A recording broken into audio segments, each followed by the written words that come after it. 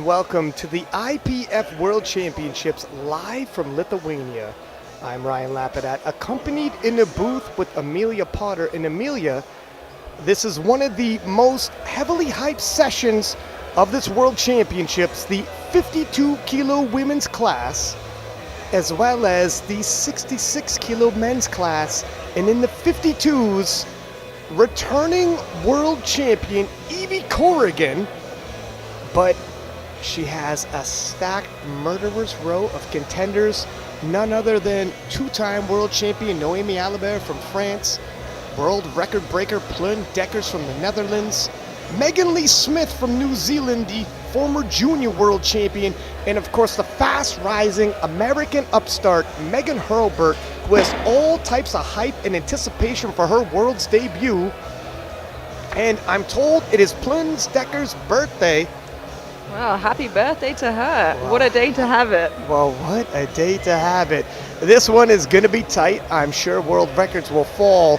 And everybody knows the podium. Not only is this a fight to get onto the podium, to get the medals, to collect team points, but will also qualify you for the World Games in China in 2025. A lot at stake, Amelia. Yeah, and we've spoken about it before, but really this is so tight to get to that second, third place. We even discussed the possibility of old world champions not getting on the podium, so it is going to be close right until that final deadlift. And here we go. Farhana Farid of Singapore, 130 kilos for her opening squat. And some early scouting on Farhana. She's a monster deadlifter and potentially going to take a go at that world record. Yeah, phenomenal athlete here.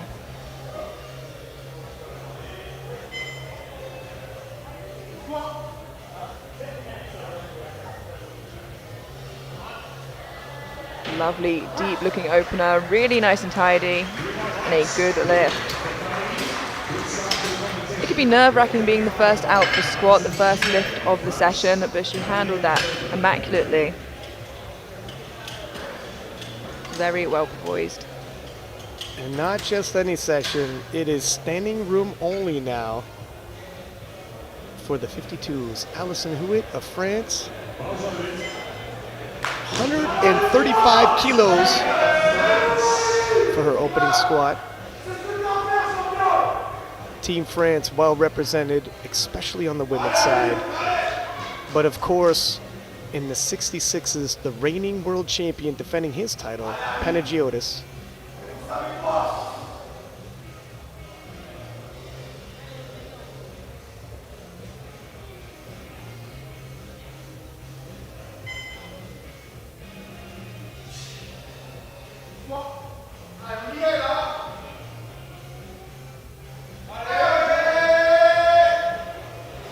It was work for an opener. Yeah, and I was a little bit worried about the depth there. We'll have a look again in the replay. It just seemed a tad above the border. Yeah, just a smidgen's high there. Yeah, that might have been possibly just parallel. And at this standard, you need to meet it because you have all eyes on you. 3 referees and 5 jury members. Catherine Gagne of Canada, 142.5 kilos for her opening squat. 3 years competing, relatively new to the game. A big squat PB of 168.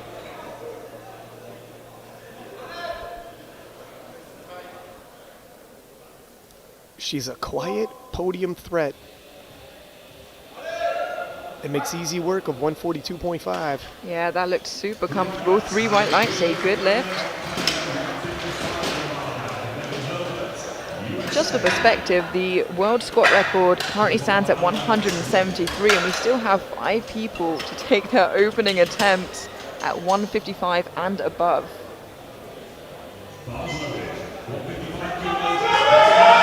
Megan Hurlburt from USA. Wow, is there a lot of noise coming from the crowd when she steps on the platform. Megan, a podium favorite.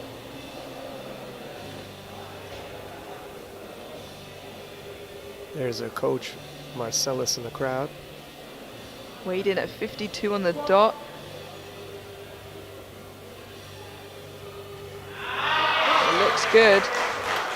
52 on the dot, that's Tight. yeah, that's tight. Well, she competed at Bench Worlds just a few weeks ago and weighed in as a 57 at 56.8, I believe. So did incredibly well to make weight for the 52s today.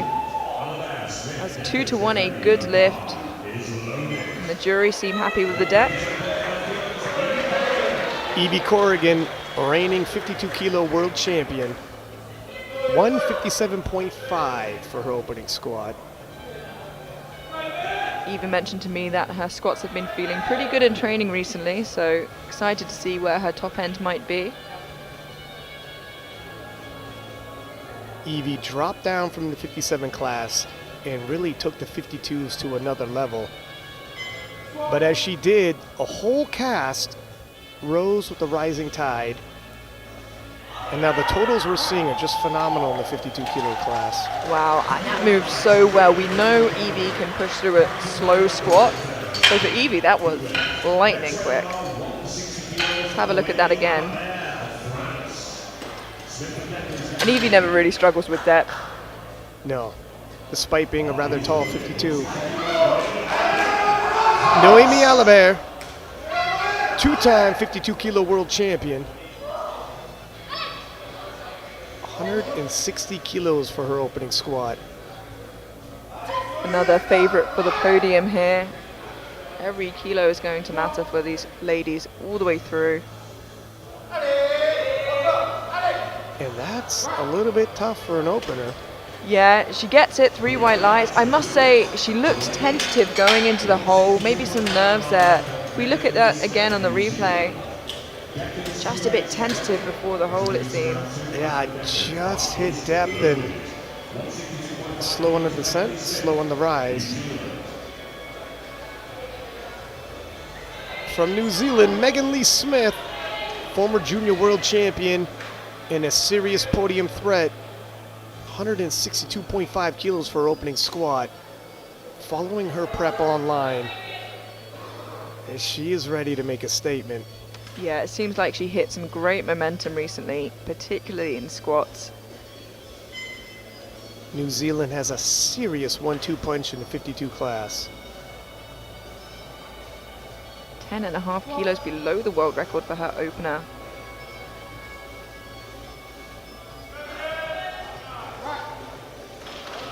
It looked good. 3 white lights. Depth is good. Now, Ryan, I wouldn't be surprised if we saw a couple stabs at that record tonight. What do you reckon? Well, definitely when you got Plum Deckers opening with 165 kilos, and she likes taking swings at that squat world record whenever the World Championships rolls around. Yeah, the world record is hers at 173. She is a phenomenal squatter. The squat event is old reliable for Plum. The event in which she could help build her total. And what a birthday present that would be to extend her own world record. We have never seen a 52 kilo class this stacked.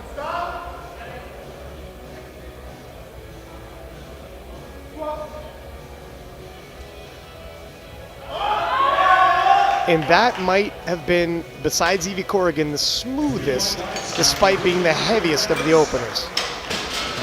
That is a good lift. Yeah, everybody seems to be on really good form today. All bar one lifter getting their opening attempt in, except Alison Huet, who just missed it on depth, but the strength looked good. A peek at where we stand after the openers, but a lock and change.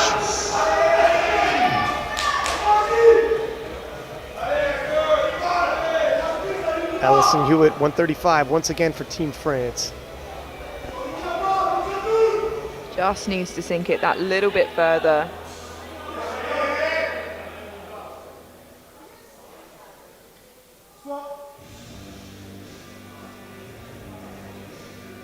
That looks good. Yeah, it looks better.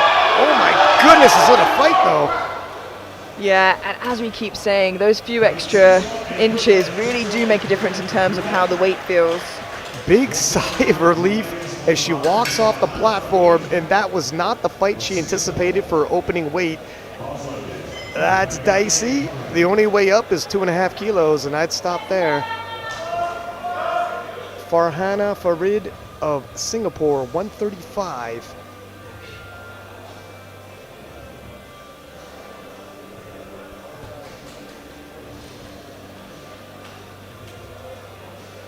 It's a 5 kilo jump, and this lands her just 3 kilos below her personal best.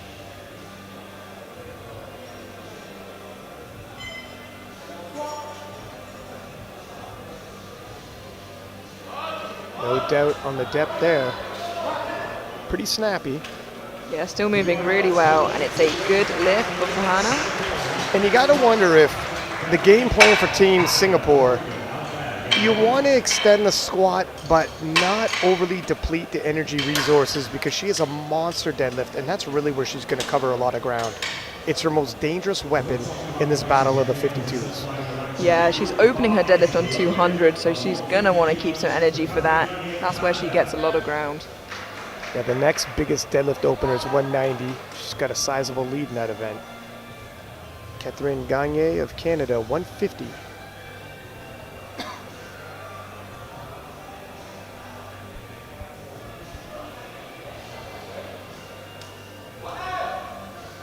$142 looked comfortable. 150 looked good too. Yeah, and she's a bit of a silent assassin, if you will. Online, posts very little, likes to stay out of the limelight. But if you look at your scouting, she could surprise some people. A lot of these lifters, it is so stacked to get onto that podium, while the top ends start pushing each other and possibly miss lifts. If some of the others just outside of the podium go 9 for 9, the door of opportunity might swing open for them. And Evie Corrigan, 165 for her second attempt.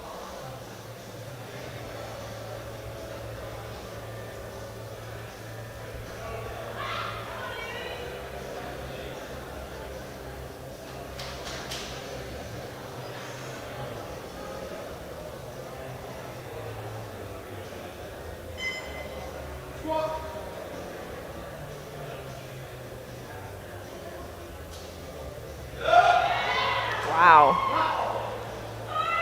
She looks really strong today. Yeah, that was no major ask. Pacing herself well. Look at her look back. It struts off so casually as though she's walking her dog. 3 white lights. She's been here before. A total contrast. The fierceness of Noemi Alibert. 165. Now 160 looked like some work. This is 5 kilos from there.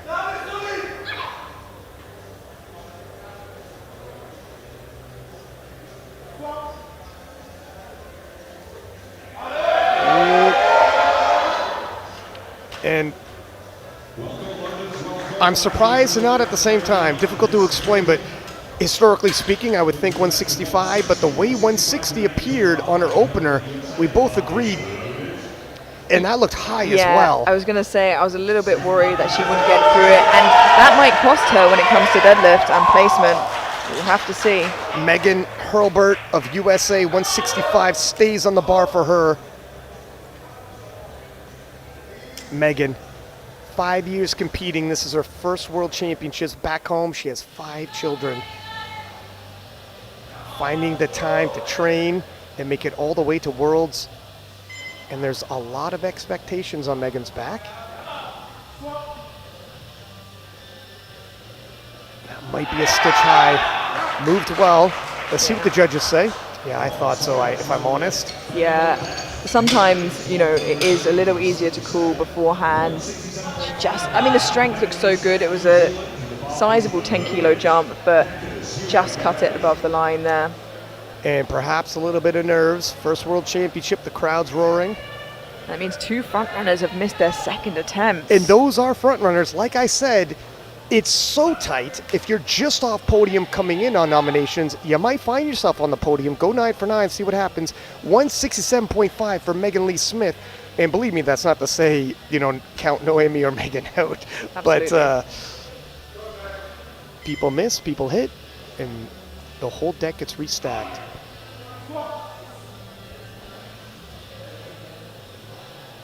Depth.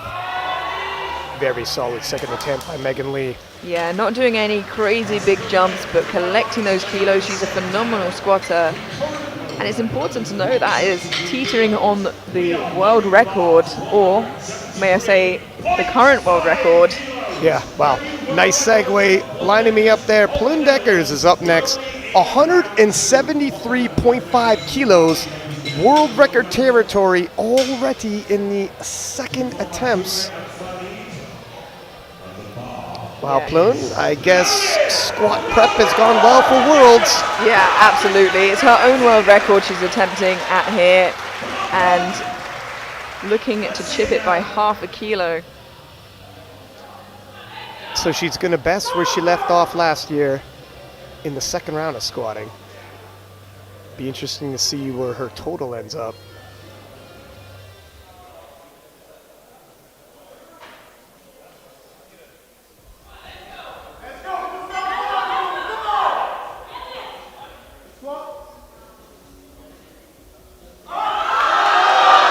Oh, wow. And for a world record to get treated with that kind of disrespect, that looked like a second attempt, not a top-end squat. And there's plenty more, and that's scary.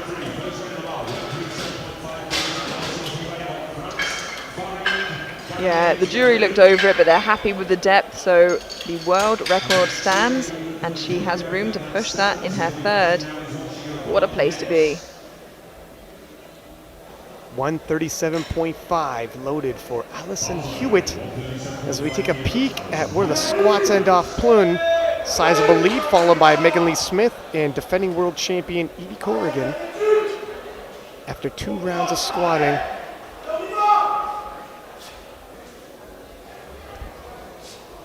.135 was a fight, but if Allison brings a little more intensity, she might grind this out, collect another 2.5 kilos.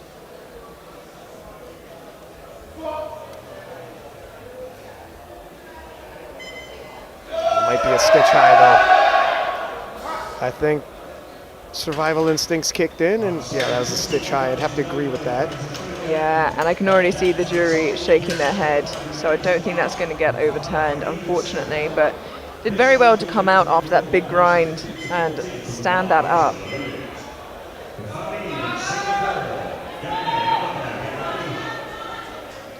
Farhana Farid of Singapore, 137.5. 2.5 kilo jump. 135 moved well. Yeah, but like you said, conserving some of that energy for deadlifts. Yeah, I think Team Singapore is on point with that strategy. This also does leave her half a kilo below her personal best, so at that top end still.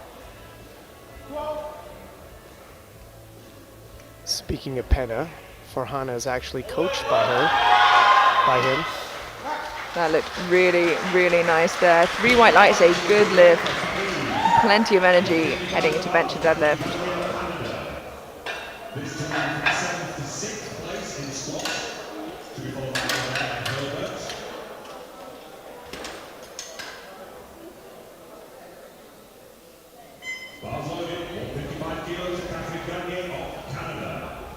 $155 loaded now for Catherine Gagne of Canada. 5 kilo jump for her. Yeah, and she's definitely slowly sneaking up there, quietly.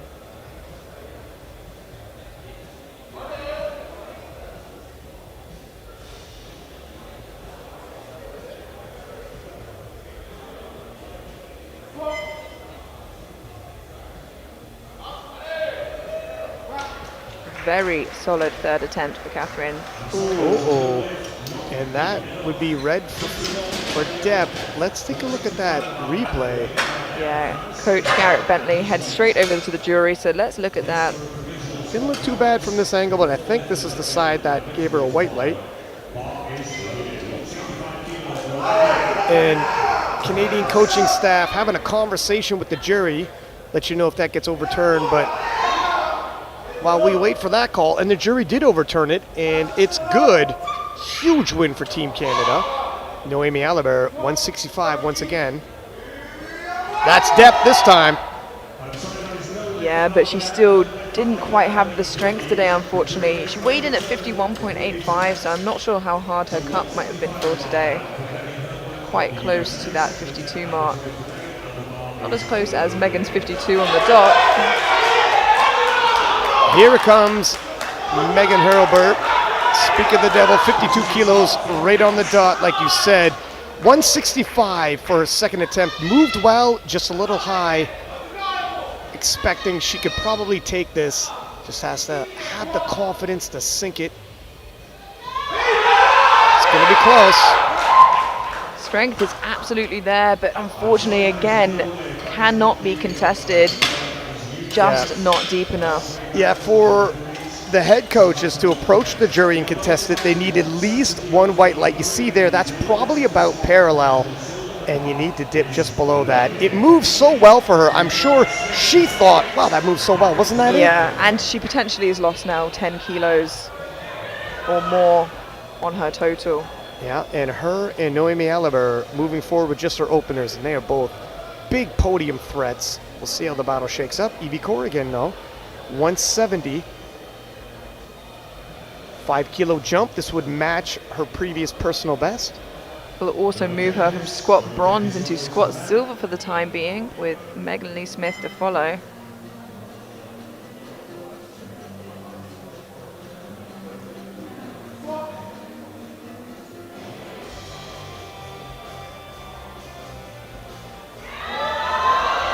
And the horsepower on that young lady. 3 white lights, a good lift. You know, she does not have the squat logistics, if you will, of, say, a Pluen Deckers, the way she's built and has to bring herself down into depth, but she's just so strong, it doesn't matter. 170 for Megan Lee Smith. One of the front runners who has managed to get their second attempt in, making a sensible 2.5 kilo jump here. They're not looking to chase the record. They want to get the kilos because it is so close.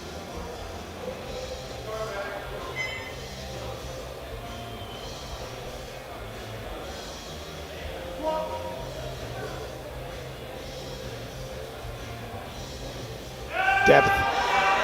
And talk about a strong squat. Never once getting bullied by that weight. 3 white lights. And Megan Lee Smith living up to the hype. Take a look at this squat. Chest never bows. Forces those knees out when she needs to. And I tell you what, those 2.5 kilos may just come in handy. In a battle this tight, when some of the podium favorites are moving forward with just their opener, and Megan Lee Smith is able to go 3 for 3, it's setting herself up for a monster total. And Pluen Deckers, 175.5, the pride of the Netherlands, looking to extend her own world record another 2 kilos.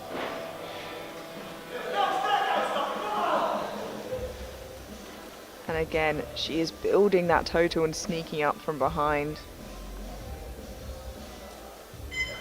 A lot of lifting left to go, but if you're looking at the prognosis, it's looking bright for Pluen. Oh, wow. And Pluen is on point today. Absolutely incredible. 3 for 3, broke her own record twice, and on her birthday, no less. And with the conclusion of the 52 kilo class squat session, Netherlands riding high, as well as New Zealand with Megan Lee Smith and Evie Corrigan, and Team France, Noemi Alibert, and USA, Megan Hurlburt, taking a step back, only moving forward with their openers. Now a lot can happen in the bench press and deadlift event, but already a shake-up in the squats. We promised drama, we promised excitement, and the ladies are living up. This is why You don't hand out medals based on nominations. You got to show up day of, and you got to perform. Like we said, you can only take what you have on the day, and sometimes that gives us a little bit of a mix-up. But again, there's 3 events. A lot of lifting left to go, and a lot more shakeup will happen. Clifton Foe will kick off the 66 kilo class, and if you thought the 52 kilo class was stacked, and you would be right, wait until you see the 66s. I don't know how to call this one. Yeah, back-to-back, maybe 2 of the closest classes. 215 for Clifton Foe representing Canada, and Clifton has a monster deadlift on him, and that deadlift world record is definitely in danger. But we'll put a pin in that.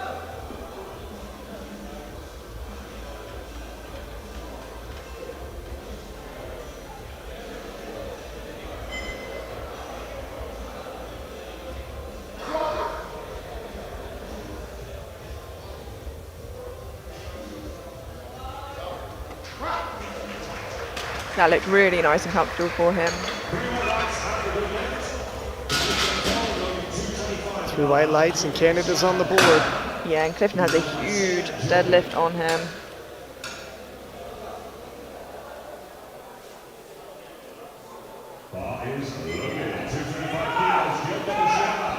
Kyoto Ushiyama, 225 for his opening squat. Kyoto comes into this tournament, tons of potential. Last year's Worlds, same deal, but when it came to the deadlifts, he started falling behind. Can he live up to that potential in 2024? He's definitely a threat, not only to podium, but even to take the title. Last year's Worlds, 705 won it. Kyoto has posted up more than that domestically back in Japan. Let's see what he brings to the platform today.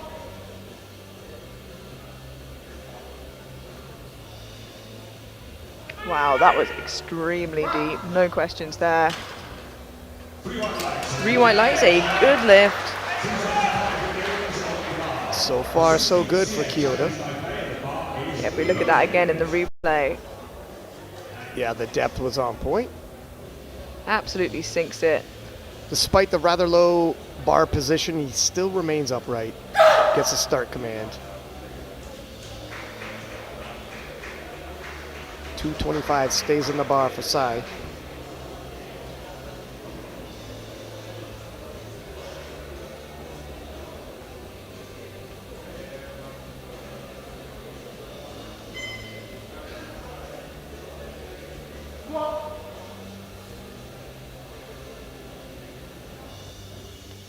Sung Ting Sai, he locks it out. It's going to be close. Yeah, if I'm honest, I'm not entirely surprised. Looks about right to me. Yeah, we'll have a look at that again in the replay. Did look a tad high here live. Yeah, that was high. USVI's Joe Jordan, 227.5. Joe Jordan hasn't been posting much online, but if you're on his close friends list, he has been having a stellar prep and is definitely a threat for the podium and possibly the overall title. No love lost between him and reigning world champion Panagiotis representing France. It's a sports rivalry that spanned years now. Oh, gets asked to re-rack. He's asked to make sure his knees are locked. And 13 seconds left to go. And this is why you want your opening squat to be something you could take with very little setup, mental prep. Gets the squat command, less than 10 seconds. He should be okay with that, and that was smooth. Nicely done, 3 white lights. Ever the professional, and I think that's Kimberly Wolford handling him. Kimberly, multiple-time world champion. Depth right on point for Joe. If Joe is at 100%, he's right up in the mix. Oh, absolutely. There's so many names that are being thrown in the hat today. Sataki. Isuki with 235. Japan has a very strong 1-2 in the 66 kilo class. Both of these gentlemen could podium. Yeah, definitely don't overlook Satake.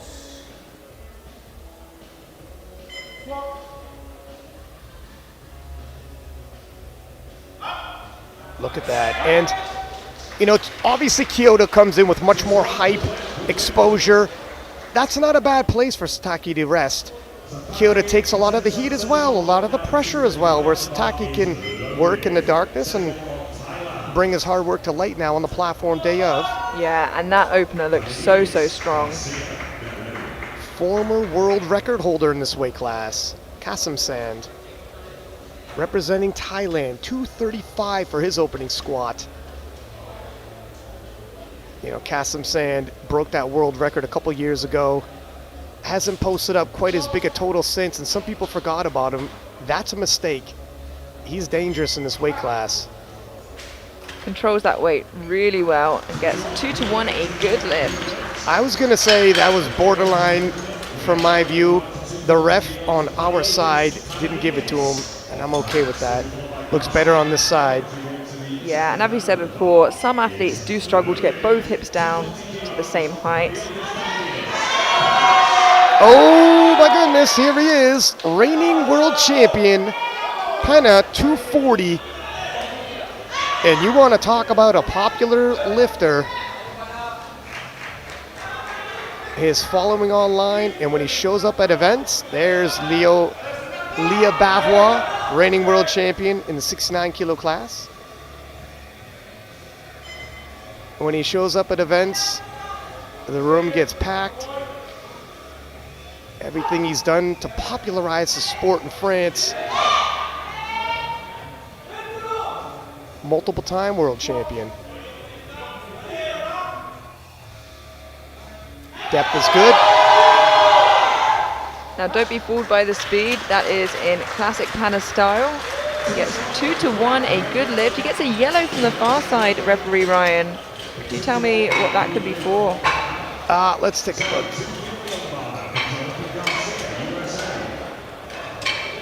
I don't quite see it myself. No, I'm not too sure. I think he should be fine there. The jury seem happy. Jonathan Garcia, 250 kilos for his opening squat. Jonathan, definitely the biggest squatter. He holds the world record. Unofficially holds the world record total. I mean unofficial because he did this at the American Nationals, and obviously you break world records at international events only. A lot of people are talking. The biggest threat to Penna's title is Jonathan.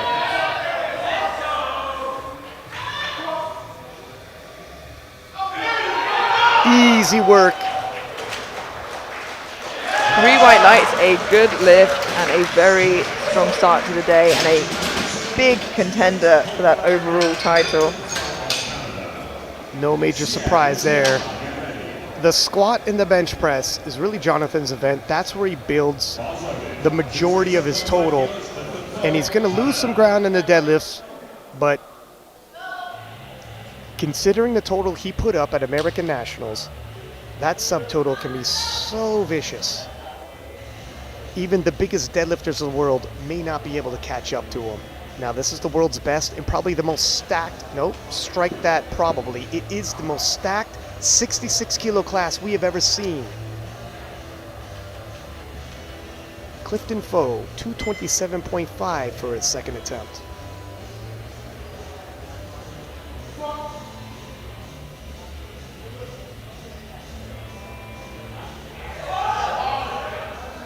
Smiles on the way up from that. He feels good and it looks good. 3 white lights. I queued myself up when I said even the world's biggest deadlifters, and here he is, Clifton Foe. By the end of the day, maybe the biggest deadlifter period in history, the world record, potentially in danger. We'll have to see how he feels by the time the deadlift event rolls around. 235 for Sung Ting Sai. Missed this Actually, no, he missed 225 on his opener, opting to go up 10 kilos anyways. Amelia, how do you feel about that? It's definitely risky. We've seen it pay off, but you want to get a squat on the board, because if you also have to sink it further, it's going to be harder, even if it is the same weight. So I hope it pays off for him, but we'll have to see. Oh, that was so fast. It was kind of difficult for me to see if that. And he started helicoptering. Look at 2-1. We'll wait for the jury. I kind of sort of want to see that replay. Well, I think the jury's good with it. Reading body language. I fancy myself a bit of a body language reading expert. Look at that. It's a little untidy. Definitely at the top end. Yeah, it definitely paid off for him, but it was close. Kyoto Ushiyama, 237.5, 12.5 kilo jump. It's sizable. You can tell he's taking this one a whole lot more serious. I'm sure he is aware of how close this competition is as well, and he just wants to build as much as he can, put himself in the best spot possible. Ushiyama said he wants to help popularize the sport of powerlifting in Japan. Being a part of major battles like this is huge, and look at the scrappy second attempt on Kyoto. 3 white lights. The jury need not voice their opinion on that one. Yeah, let's have a look at that again. He hits the hole quite hard in there. Yeah, has that a bit is of a wobble. Look at the wobbling at the bottom when you're most vulnerable, and still just so strong, able to power through it. And Joe Jordan, USVI, 240 kilos awaits him. Now he was asked to re-rack his squat on his opener, so hopefully gets that sorted first time round now. Take all the time he needs. Still looks strong after all of that though. He's jumped 12.5 kilos. He's been in other world championships, well traveled. That experience pays off.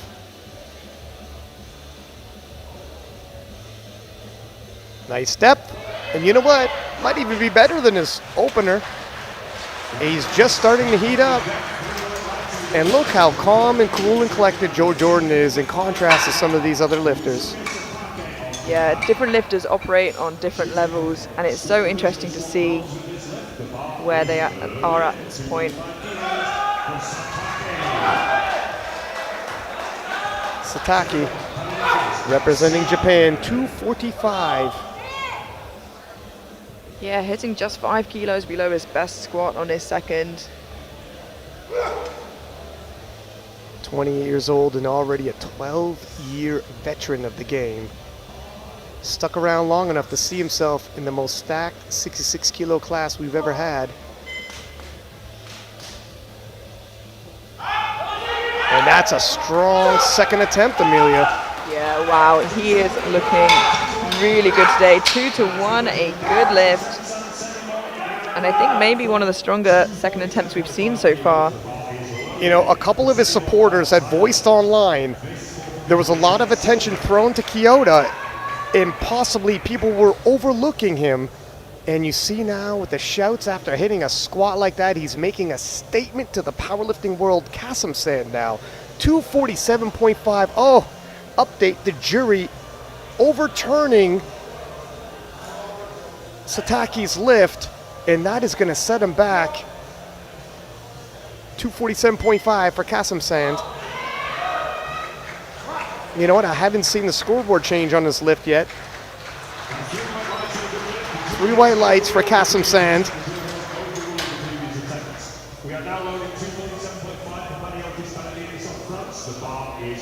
Yes, okay, it did. The scoreboard has changed. Satake's 245 now has been overruled, and that's going to set him back, Amelia. Yeah, it was a depth issue, but we know he's strong enough, so the risk is, do you go up anyway? Heavy lays the head with the crown. 247.5 as Penna, under heavy fire, could really use his 7.5 kilos.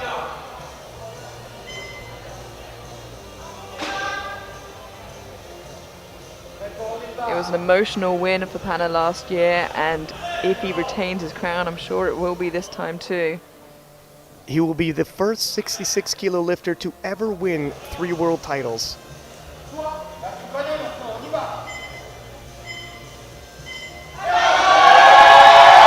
And that is sheer heart, ladies and gentlemen. Refusing to be denied in his second attempt. Look at the disdain on his face as he walks off the platform. Did get a depth pull there. Looking at that in the replay, the jury seem happy with it. So yeah, it's going to be difficult. That replay was the side that called him a red. And Jonathan Garcia, 262.5 for the American champion. As much of an icon as Pena has become in the sport of powerlifting, Jonathan says this is his day. He's determined. 12.5 kilo jump from that 250 opener. The 250 was tidy. Garcia looking to write his story on the world stage as well. Ooh, wow. As smooth as his opener. 2-1, it's good. He gets a depth call from the center referee, but when the sides say it's good, usually, oh. That would be surprising because that looks good to me.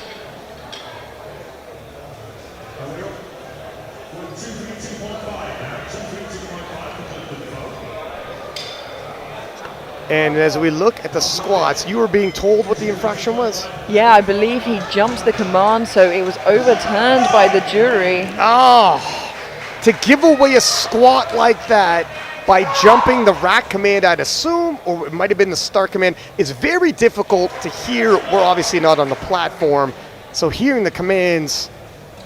But what a setback for Jonathan Garcia. Clifton Foe, 232.5. Amelia, this is a bit of a shakeup. Does Team USA retake that weight, or do they jump up anyways? Because if they retake that weight, it's such a tight class, you're going to fall behind. Yeah, I'm going to answer that once we've seen Clifton squat, but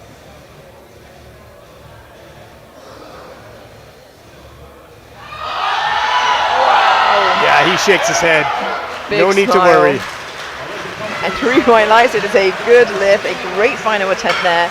And just jumping back to Team USA here for Garcia, the thing is, it's risky. It wasn't strength, it wasn't depth, it was just, you know, a silly mistake almost. And if he retakes it, he loses that opportunity of that momentum and may fall behind. So I think you have to take the risk in this opportunity. Because it wasn't his opener and he's got his opener in his pocket, bought his insurance, I would say move ahead anyways as well.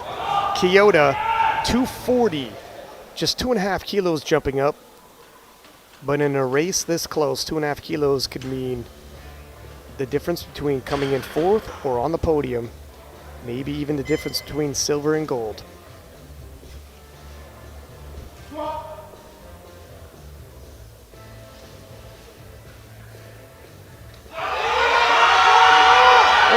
Gosh, that is an insane grind. Oh my gosh, that was an insane grind. Whoa, whoa, how do you like that? That was absolutely incredible.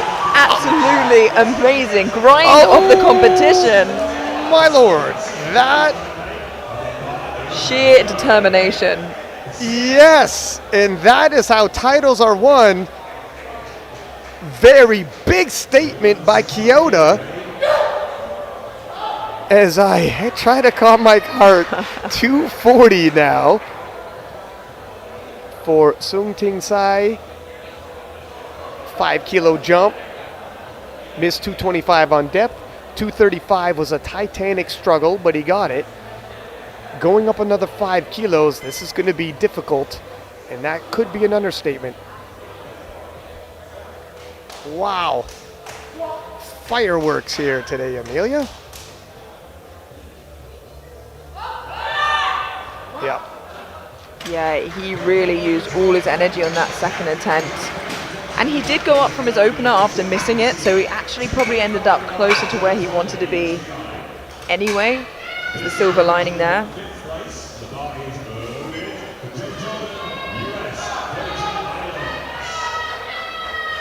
USVI's Joe Jordan, 245 kilos for his third and final squat, looking to go 3 for 3 and build upon that total.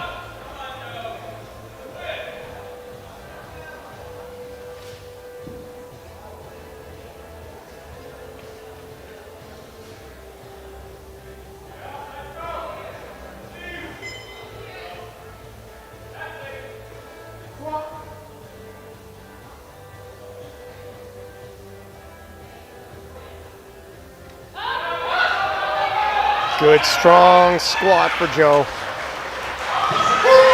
3 white lights. Whoa! And look, he is And fired up. The fellas are fired up today in the 66 kilo class. The thing is, could he have got more kilos? Maybe. We can still hear him going back there. He's still rallied up. Could he have got more kilos? Maybe, but seeing some people miss may not be worth it. You know, it's easy to have 20/20 hindsight, but he's not fired up like that for no reason. Obviously, they thought that was top end. He's happy with it. Good. Move forward. 250 for Sataki, who hit 245. Got it taken away by the jury. It looked good from my perspective, but I'm in the booth, not on the platform. Let's see what 250 does. Strength is definitely there. This matches his squat PB.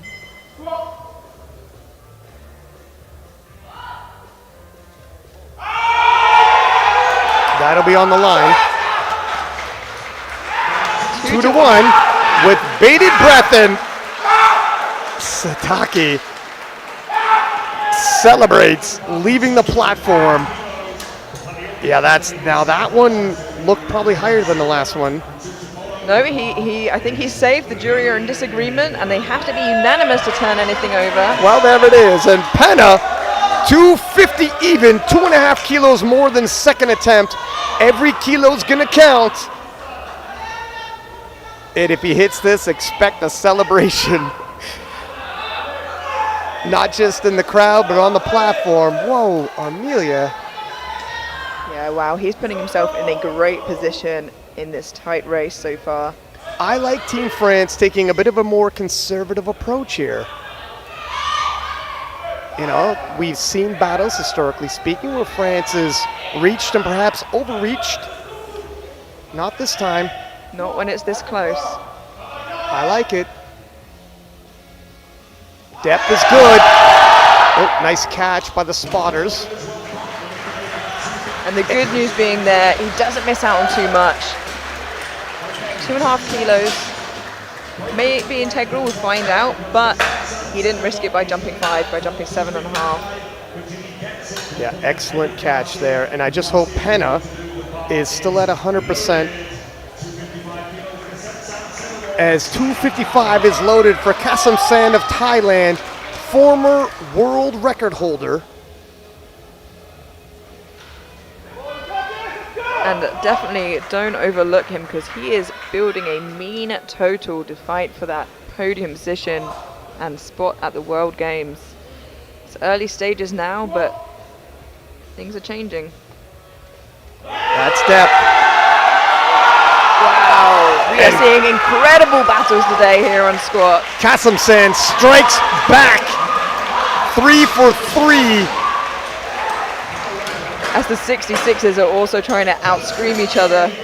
And I keep saying former for Kasam San. He's the current world record holder. I beg my pardon. And the unofficial world record holder is Jonathan Garcia. Totaled more, but at a national level. Can he bring that to the world level? 262.5 was not a strength issue. It was a depth call, and an overturned one at that. 270, historically speaking, is totally within his means. I like that Team USA went up anyways. You said you agreed. Yeah. Proper decision. Now he's got to make it count. We know this is going to mean a lot to him and for the competition. Looks good for squat depth on me. 2 to 1. Now we wait as we watch the jury, and I think he's safe with it. And that is huge for Jonathan Garcia in Team USA. I said before, squats is where he's going to build his total. For him to leave with 207 kilos, squat gold is massive for his aspirations of a world title, which would be his first world title. Kasim Sand of Thailand, 255 in squat silver, and Sataki of Japan, 250 in squat bronze, with Penna narrowly behind at 247.5. Amelia. Wow. That was quite a session has lived up. We will take a short 10-minute break where I will try to lower my heart rate, and we will come back to the bench press event. See you then.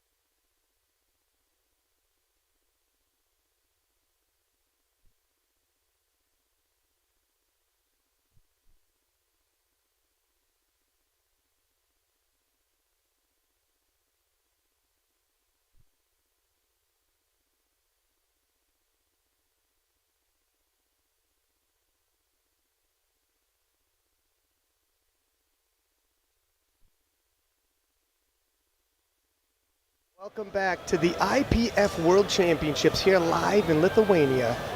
I'm Ryan Lapidat, accompanied in a booth by Amelia Potter. And Amelia, some surprises in the squat event. Look, Plundecker's taking gold, breaking a world record. Almost par for the course when it comes to the 52 kilo class. Megan Lee Smith showed up going 3 for 3, Evie Corrigan as well. But where things were a bit surprising is where Noemi Aliber, nominated third, ends up moving forward only with her squat opener, and that is really going to hurt her podium campaign, as well as American Megan Hurlburt, nominated second, finishing squats in seventh, also moving forward with only her opener. Yeah, it definitely puts a spanner in the works. Like we said before, this is so close. Those missed lifts are going to mean a lot, and the fact that, you know, Megan Lee Smith got all 3 squats is going to make a huge difference come deadlifts. There is 3 events, but it really hurts when amongst the big contenders, a few of them go 3 for 3, and some of them only go forward with their opener. However, a total other shakeup can happen in bench press, and then we're back even moving into deads, or a whole nother shakeup can happen in deadlifts. We've seen it so many times. That tide and momentum swings back and forth to a surprise ending. And Farhana Farid of Singapore, 62.5, opening us up in the bench press event. And you see Farhana beginning in squats, beginning in bench press, and you might think, wow, she's going to end up quite a bit behind. She has got the biggest deadlift by a sizable margin. It will be opening up with a 10 kilo spread. A lot of that's going to be mitigated once we get to the deadlift event. They're all killers in this 52 kilo class, believe me. And that is a good lift. And yeah, they carry their weight in different ways. Like you said, Farhana in the deadlift, Evie spreads it very evenly across her lifts. And Plun, for example, big squatter, so all ending up in a really similar ballpark, getting there in very different ways.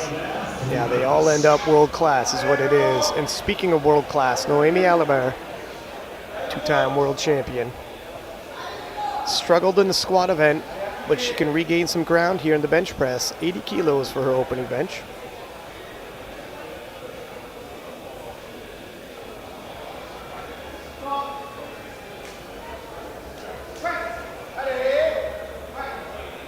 Little crooked? Yeah, I was wondering if it was the angle I was looking, because I was watching live, but it did look quite crooked. The left side coming down considerably earlier, so let's have a look at that on the replay. Yeah, that's offset, no doubt about it. I'm trying to remember if that was always there, if it's more pronounced now than ever. Yeah, I can't say I've noticed it at least that much before, but she gets the lift. Plundecker's 82.5.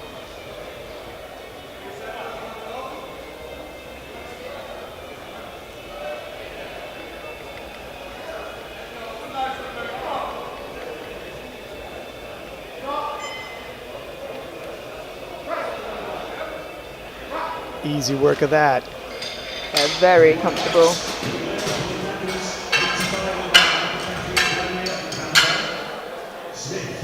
Plun has to be confident coming out of that squat event. Talk about positive momentum. Back-to-back world records. She owns that squat world record. Her name is all over the record books. Catherine Gagne, 85 kilos, representing Canada. In the squat event, she had posted up a lot more domestically, but in the bench press event, opening up just 2.5 kilos below her personal best. The blocks are out for her. If you have issues getting your feet on the ground comfortably, that's an option. Patient off the chest, she got the press command, and it almost looked like she waited half a beat more. That's confidence. Yeah, as well as, you know, people's reaction times vary for sure. Catch me on the wrong day. A little less caffeine than usual. Megan Lee Smith, 92.5. Megan Lee Smith, another athlete who spreads her strength really well across the three. Strong squat, strong bench, and a strong deadlift.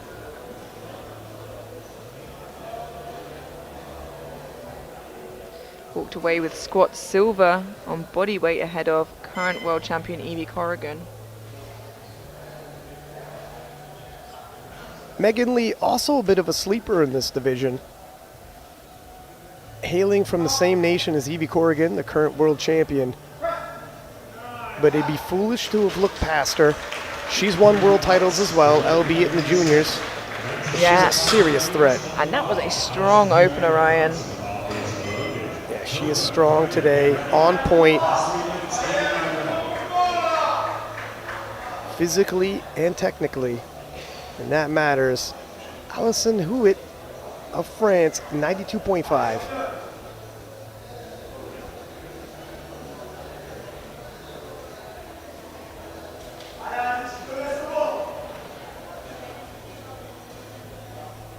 Personal best of 105 kilos.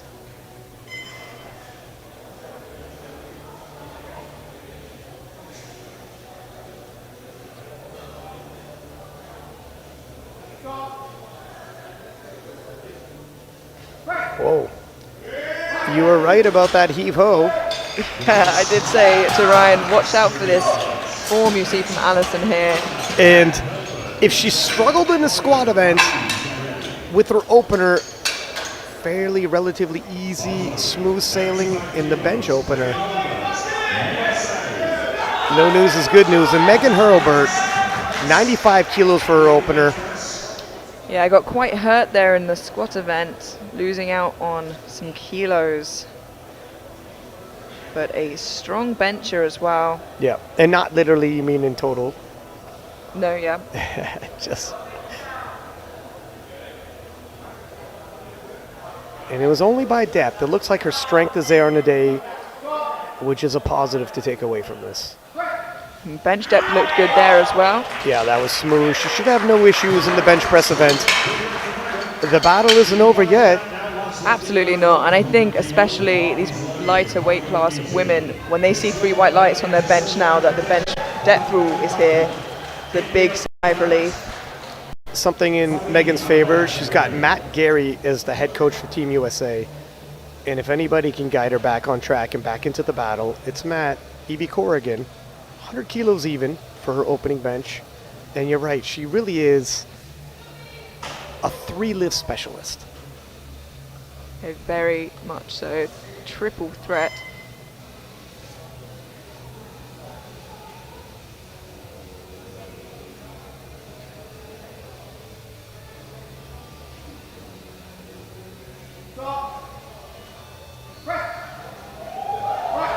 Wow, that looks super strong, and 13.5 kilos below the world record.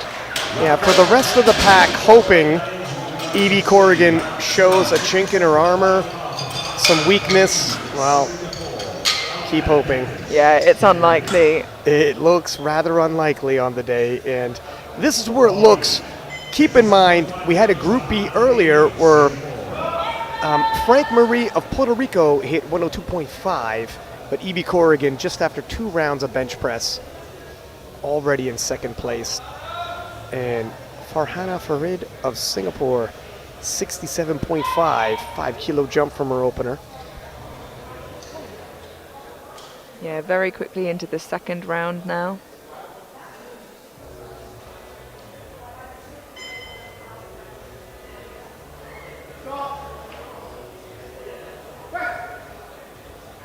Easy work. 3 white lights, a good lift. And she's a bit of a sniper. You're not going to see her coming, but come the deadlifts, you're going to feel her. She's a killer. Don't fool yourself. Noemi Alibert. 5-kilo jump. Looking to re-establish herself in the bench. Getting awfully close to her personal best here. So again, working at top end to really push herself.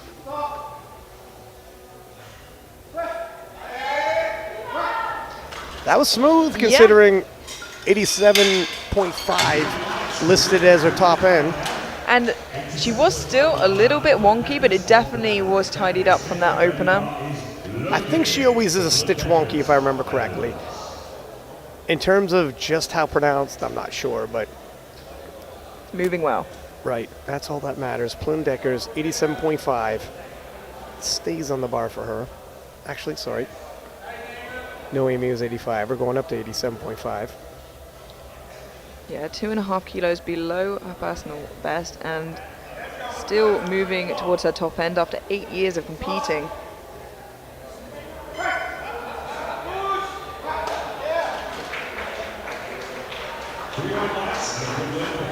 I think perhaps looking to match her personal best in her third. What do you think? It'll be 2.5 kilos more than that. It'd be safe. Safe might be what everyone needs right now. Yeah, you know what? Sometimes, and judging by the speed on that, I think 2.5, 5 might be an overextend. Catherine Gagne, 87.5 stays on the bar for her. This is matching her personal best.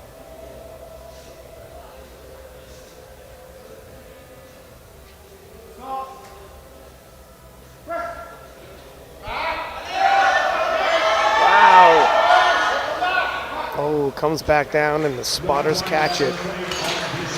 Yeah, it looked hard, but I thought she was going to get through that sticking point. The way her opener moved, this looked like a fair call by Team Canada. And yeah, we started getting just before the lockout where the triceps could kick in, but that bar started returning to her chest. And the bar can only move in one motion. It can pause, but no up down, so it was a moot point. The spotters take it from her. Megan Lee Smith, 95 kilos, 2.5 kilo jump from her opener. Yeah, fairly conservative. The opener was very easy, but like we said, especially in the position Megan Lee Smith is in right now, safe is good. She wants to hold that silver overall. The 52 kilo class, a 2.5 kilo jump, although the smallest increment they can take, it's still substantial. Yeah, absolutely. It's a 5% of their body weight.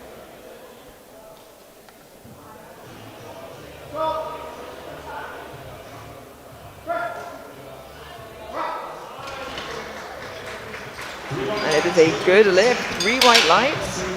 Yeah, I'm guessing they're going to take another 2.5. Hold serve. Look at, if some of the other podium threats like Noemi Aliber and Megan Hurlbert had gone 3 for 3, maybe they'd be forced into taking bigger attempts in the bench press. But I think Team New Zealand's playing this right. Yeah. Take your foot off the gas just a little bit. You just don't have to take the same risks. It's a risk assessment, really, when you're taking these attempt selection. Alison Huet of France, with her unique benching style, is 5 kilos up from her opener and might reestablish herself a little bit in the bench press event.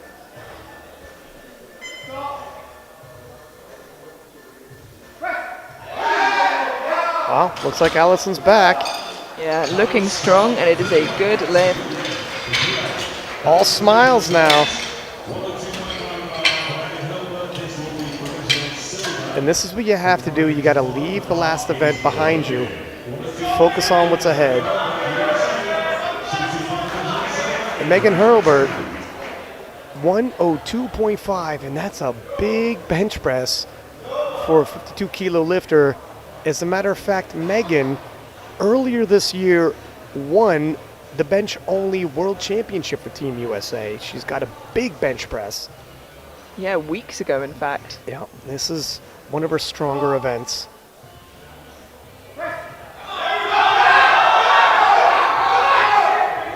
That looked good to me, but it looks top end to me. 3 white lights. Yeah, it was a big jump, and it was a 7.5 kilo jump, so I think perhaps 2.5 is the sensible choice there. It was hard. Yeah, Matt Gary knew bench press was one of her events, and they had to cover ground due to how the squats went. If she's going to end up on the podium. Evie looks a little bit surprised there that it was her time to bench. That's how cool, calm, and collected she is. Oh, it's my turn? Yeah, well, where other people know they're 5 out, 4 out, 3 out. 105 for Evie. Yeah, saying Megan and Team USA, I think they know they have to take chances if they're going to get her on the podium, and that's why they jumped up 7.5 kilos in the bench press event. Paid off. They got him.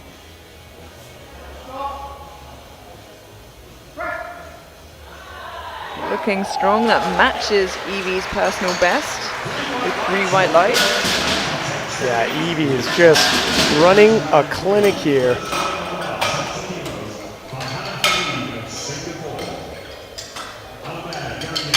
And she's got a big deadlift that can hold off the charge if somebody wants to make a late charge at her.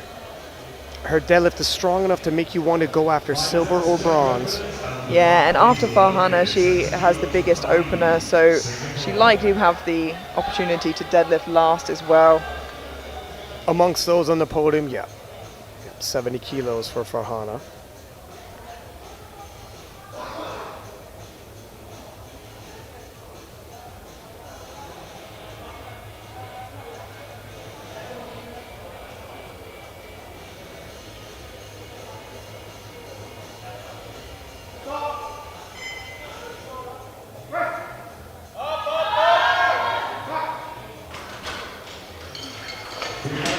And that is a good lift.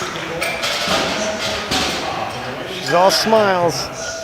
3 for 3, 6 for 6. And now comes her favorite part. That's the deadlift. right. Yeah, for a deadlift specialist to go 6 for 6, he really put himself in position and never really struggling mightily. Definitely work, not easing through, not sandbagging any of these lifts, but she's got plenty of energy left in the reserves. And Noemi Aliber, 87.5. This will equal her previous personal best.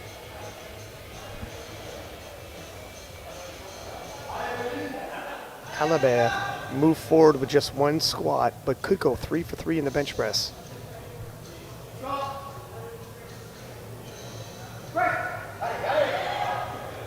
Nicely done. And you know what? The more I see her bench, the more I recognize, yes, this is definitely the way she benches. I remember this in Malta. I remember this in South Africa. She does get a call for elbow depth on that right side. I'm a little bit worried about it. The left is very deep. Yeah, it's definitely not the left. Catherine Gagne of Canada, 87.5. She missed on her second. It's going to take a titanic effort to hit it on her third. But you got 3 attempts. It's the World Championship. You might as well see if you could make some adjustments. Stranger things have happened.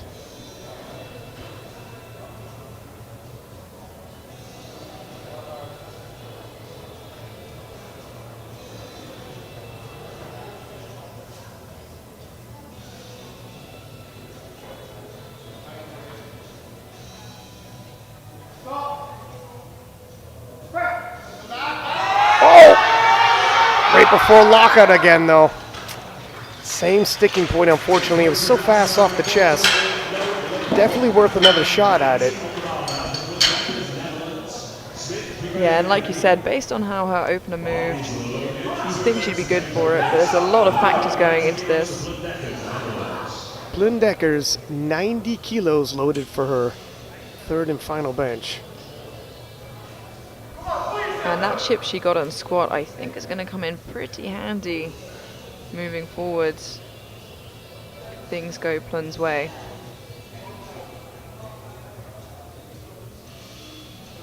Looking at the projected as it stands now in bronze medal position, but there's a lot of lifting left to go. That was a good attempt selection there by Team Netherlands. Yeah, and she looks really strong today. Like you said, as it stands right now, we know things can change. She is in bronze ahead by half a kilo only. 6 for 6 in a world record. Plum in a great position to possibly podium. Megan Lee Smith, 97.5. 2.5 kilo jump, no surprise there. Judging by how 95 kilos moved, I'd be surprised if she doesn't get it. Yeah, and as it stands now, she's got a little bit of a lead as silver, but not big enough that she can let her guard down. No, that's for sure. A lot can change in a deadlift event.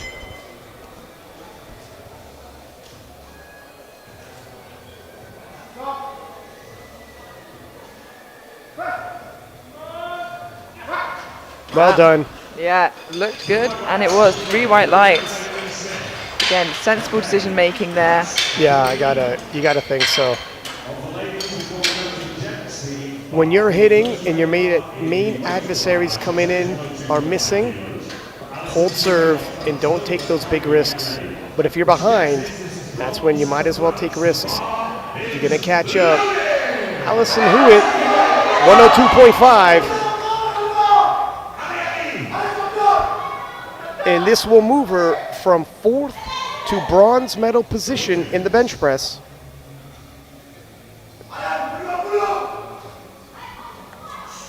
Nice little souvenir to take back home to France.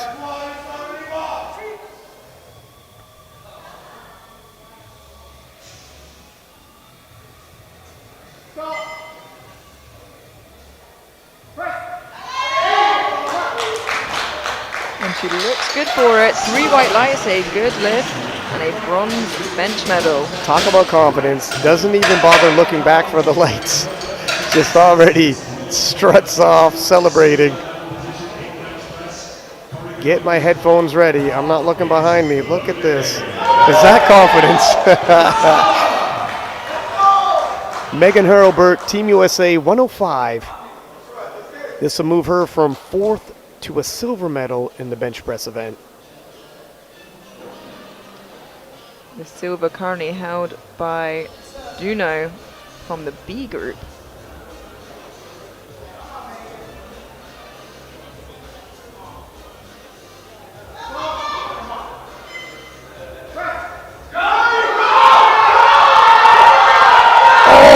Can she lock it out? I think there was some down up. Yeah, but she tried her hardest there, and you know, there was nowhere to go but 2.5 kilos. She looks disappointed. Yeah, well, that could be costly. You know, she missed a couple of squats, and that extra couple kilos she could have made up on bench.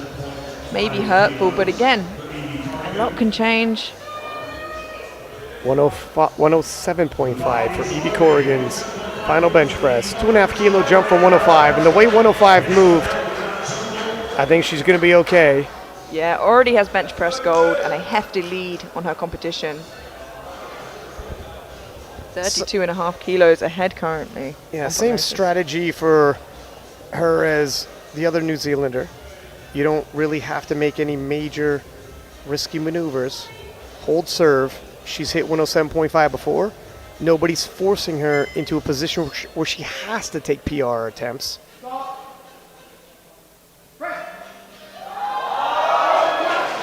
And look at that pressing power from that young lady. She's special. Enjoy her while we have her. Yeah, absolutely. She is the first ever women's winner of Sheffield for a reason.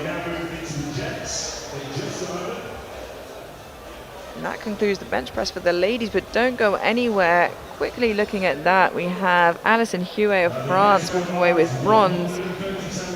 Frank-Marie Juno from the B group in silver with 102 on body weight, and reigning champion Evie Corrigan walking away with bench gold with 107.5. Look how tight that was in the bench press. 3 ladies at 102.5 and only body weight separated them. I think it's going to be just as close in the men's, I'll tell you that. Yeah, now we go into the 66 kilo men's division. It was already a dramatic squat session, expecting the same in the bench press. 137.5, Clifton Foe. And as usually the case anyways, the biggest deadlifter starting off in the bench press, same with the women's 52. Biggest deadlifter started off in the bench press, where the arms help you in the deadlift, they impede you in the bench. Yeah, it's a long way for the bar to travel.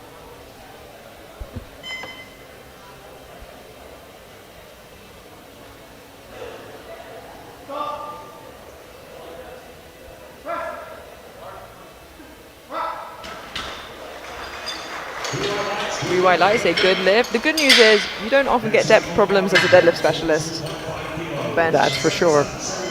Those long arms, they got to go somewhere when they bend over each other. And Clifton on the board in the bench press. Up next, world record holder Kasim San, 142.5, representing Thailand. Yeah, and a strong favorite for the podium.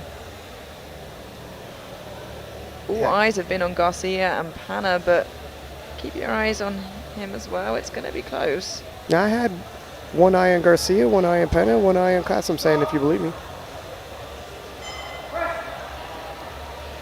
It's openers. And Kasim San, 4 for 4 today, riding that momentum. You know, for so long after he'd broken the world record, he wasn't living up to his full potential. His total drop due to injury. In this year at the World Championships, he looks at 100%, and we're going to see all the hard work he's done. On top of that, you know, he has the biggest deadlift of the three of them. It's not just them three in the race. No, I was going to say, we'd be crazy to overlook Kyoto, Joe Jordan. There's just too many people here. Satake, 150.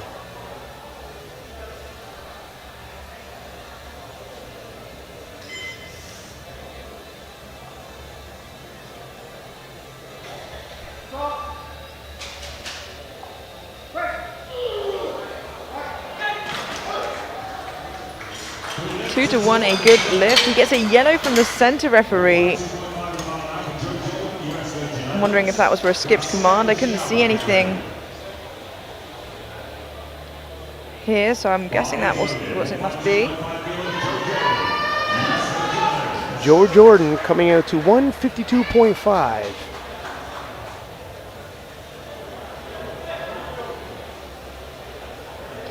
I think the jury are keeping that. Oh, no, the jury has overruled that for Satake as a no lift. Now, Satake had, if I remember correctly, a squat overruled as well.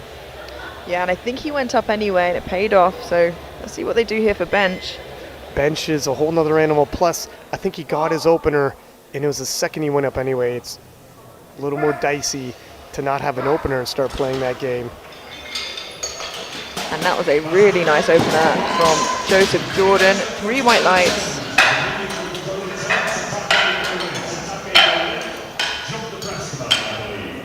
So we're now loading 160 on to Mark Jonathan Garcia, USA. The bar is loaded. 160 kilos for USA's Jonathan Garcia. He's got a monster bench press on him.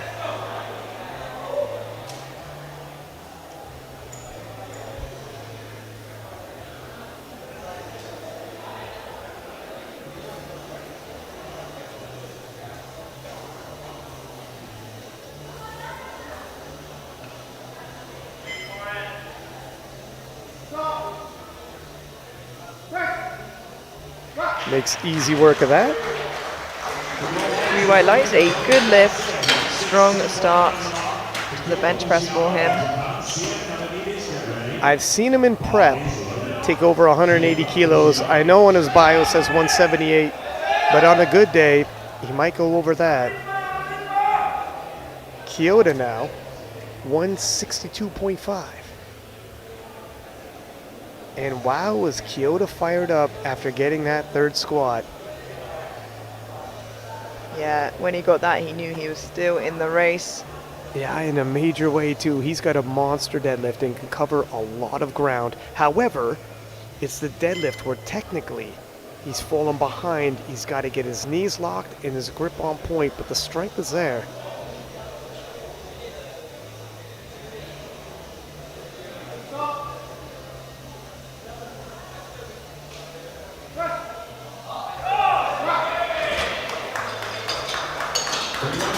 That's a good lift for Kyoto.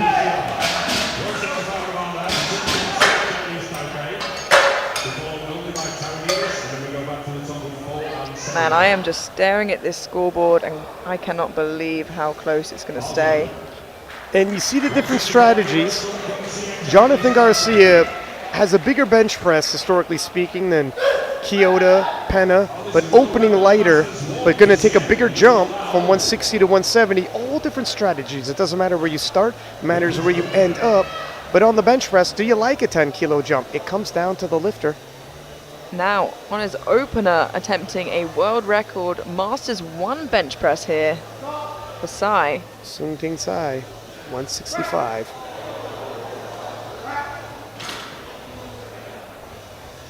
Two to one is good. Yeah, it looked a little tough, but You know, when you said Masters, I had no idea. I legit, I remember in the preview show we've done. It's been overturned, unfortunately. Oh, is that right? For shame. It had been mentioned he's a master. Totally forgot about it when I seen him in real life.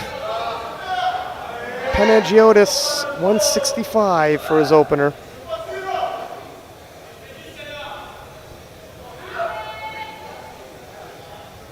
Heaviest opener of the flight.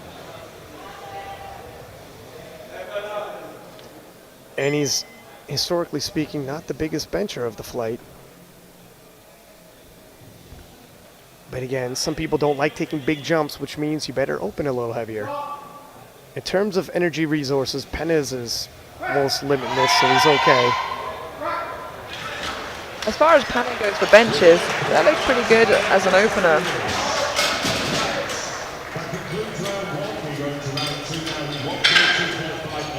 That concludes our opening benches already, with 2 lifters not managing to get their openers in, but both choosing to go up. What do you think about that, Ryan? Oh, it's so difficult. I mean, rarely is the opening round of bench pressing at a world championships exciting, but when you have drama like some lifters missing and going up anyways, it becomes a conversation, and here we are having it. I don't know how I feel about it. Usually, if you miss a second attempt and go up anyways, fine. You miss an opener and going up, you don't even have that insurance of your opener in your back pocket.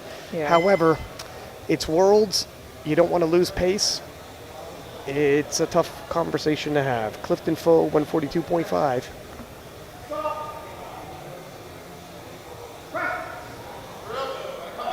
Ooh, nice catch by the spotters. Wasn't expecting 5 kilos to break him the way 137.5 moved.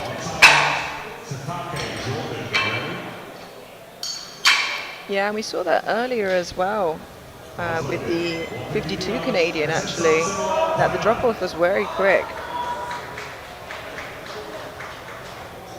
Had to rub the salt on that one. Kassem Sand, 150.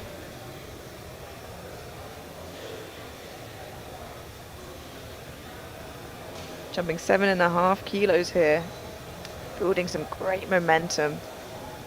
Sendumon Kassem Sand, 7.5 kilos added to his total should he hit this. And it looks like he does with ease. Wow. No shit about it. 3 white lights. Yeah, look at the smile on his face. When everything's going your way, you could feel it.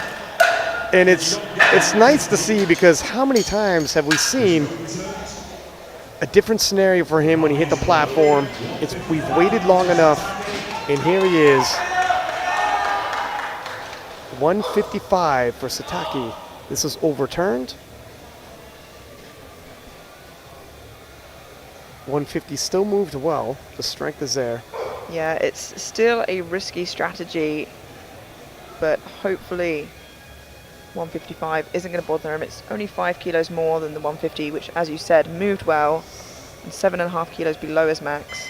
Yeah, 5 kilos is still nothing to shake a stick at in the bench press event. Okay, that looks good to me. 3 whites. There we go. The jury can't touch that. Woo, here we go. What an exciting day for him, huh? Yeah, what a roller coaster. Bit of a roller coaster ride.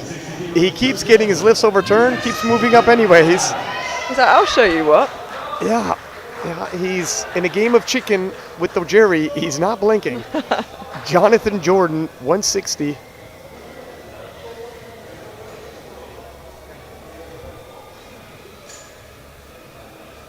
$7.5 kilo jump.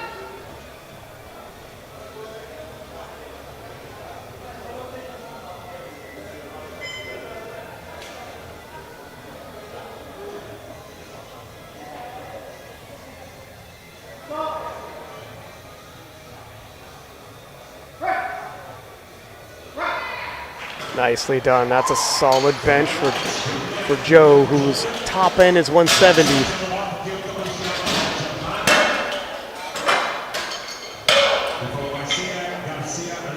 Tightens up. You see the whole torso get tight when he's ready. He could take a big jump. I don't know if he's going to end up where his previous PR is, but he can go somewhere close. 170 for Kyoto. 7.5 kilo jump for him. Yeah, and still in a position to fight for a podium placing there.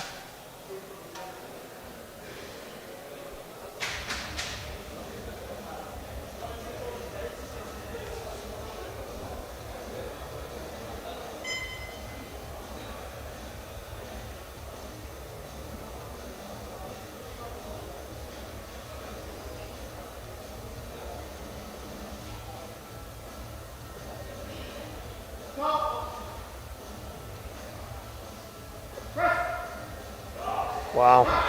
170 was also smooth. That's just 2.5 kilos below his previous personal best. And Kyoto has so much momentum now. 5 for 5. Looks back at the crowd, shaking his head. You know what's coming next. Is it 2.5 or is it 5, Amelia? That is the question, isn't it? You know, we've talked about playing it safe, but he's going to have to push at some point if he wants to jump onto that podium. I think he's got to push his chips to the middle. Go for 5. It looks like he has. Yeah, that's what that look back was. The look over the shoulder. It's 5, ladies and gentlemen. 170. Soon Ting Sai opting to go up 5 kilos despite missing his opener. Oh my goodness, and this is where you missed the first one on the technicality, and I'm telling you, 5 kilos in the bench press event is a real jump. It is a lot, and the opener wasn't super easy, not like Satake, who missed it on a technicality and went up anyway. So this is the kind of risk that doesn't feel worth it, especially he was opening on a Masters 1 record. Just retake your record, and you could turn a bad day to much, much worse. It's risky. Jonathan Garcia, 170. 10 kilo jump for the American, but he's got a monster deadlift, or sorry, bench press on him. This should be no major ask for Jonathan. I've seen him hit well beyond this.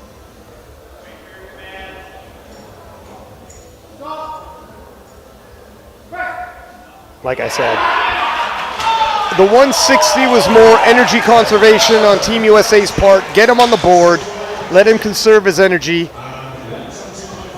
and start making some big jumps. 170, and look, I get it, 22 pounds, 10 kilos. Will that rattle you as a jump on bench? Not when you're Jonathan Garcia. This is how he trains. Yeah, it looked really strong, and that puts him in a great position to add kilos. Penna, 172.5. Now, this is a bit risky. This is his Wow. PR on the podium. We've seen him hit more in the gym. The potential is there, but the PR in your second attempt, however, Penna under heavy fire if he's to retain his 66 kilo world title. Yeah, and his opener for anybody else was a little slow, but actually for Panna moved pretty decent. It was about what you would expect for a Penna bench press. I've seen him bench, and I kid you not, 15-second grind. You don't see that often in the bench press. So who is to say how this 7.5 kilo jump will affect him, except Panna?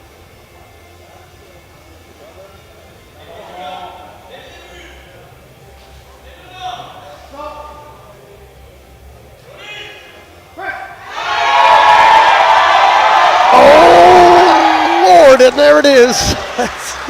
An easy 5-second grind. Yeah, that was a easy 5 to 7 second grind for Penna. And the French in the crowd are loving it. Now, that equals his previous personal best. I'm thinking 2.5 kilos, just like the squat. Yeah. Just nudge it up. I completely agree. That's exactly what I was thinking there. Just be safe now and collect those extra kilos if you can. Temporarily in gold medal position in the bench press event, but obviously Jonathan Garcia hit 170 with a lot more in the tank. I would be shocked if Jonathan doesn't walk away with bench gold. However, there's a bigger picture here, and those kilos were much needed by Penna, who did not get his last squat, and he's collecting some kilos in the bench press. Clifton Foe, one more time with 142.5.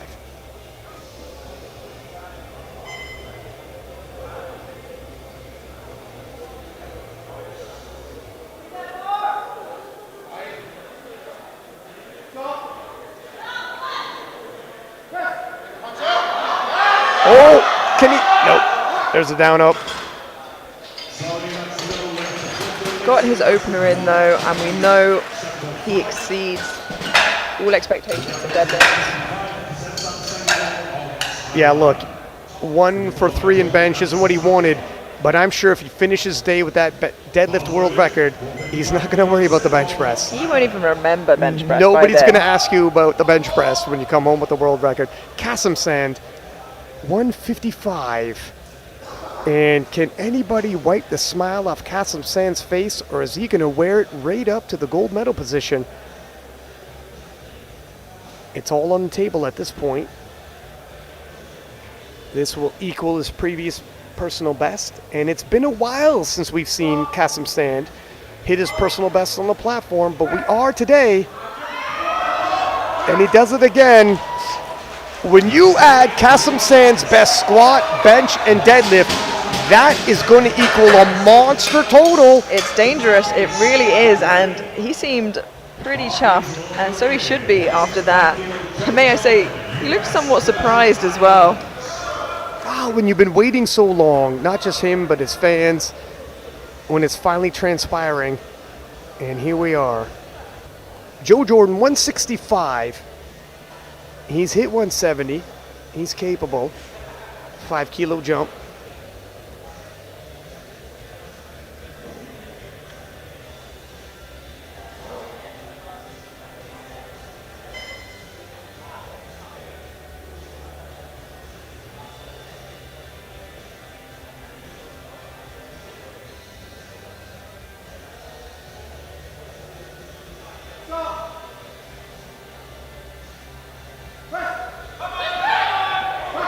Looked good, and I expect a celebration.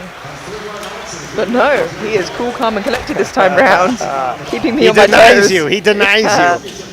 He heard me, and he said, "Not yet." Yep. Dances to his own beat. Nice, solid bench. And Satake, 155 for his second, moving up 10 kilos to 165 for his third. And you know what? He's really growing on me. I like the underdog, the unheralded underdog. Definitely got resilience, and like you said, a one-on-one, him versus the jury. Yeah, he's upsetting the odds. He's upsetting the jury. Oh, whoa! Incredible. Man of the people. Man of the people. Man of the fans. 2-1. Let's see what the jury has to say about it. And let's watch, because we know the jury will be as well. The blue, I imagine, for downwards movement, but... Wow! No, I saw pauses, not downwards, but am I biased at this point? I don't know. And it's going to remain, I think. Call me a hopeless romantic. Yeah!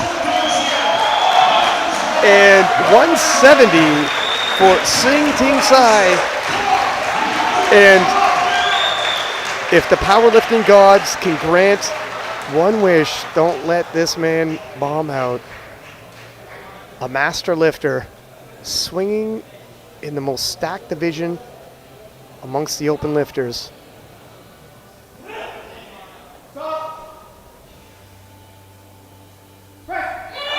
Come on!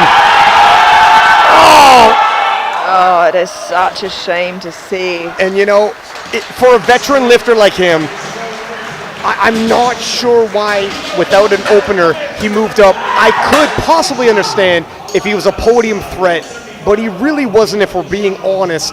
He wasn't fighting for a World Games spot or anything like that, a medal contention. It didn't have to happen that way, but anyways, we move forward. Kyoto Ushiyama, 175 from Japan. And this is going to be pivotal for Kyoto. Yeah, Kyoto, a definite contender for podium. If not gold. He's got a massive deadlift on him. If he can get those lockouts, he can cover a lot of ground.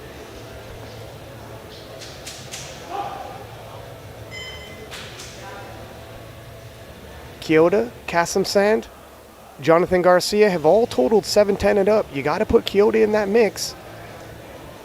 And of course, Penna, multiple-time world champion. Yeah, if I've said it once, I've said it 1,000 times. It will come down to that last deadlift.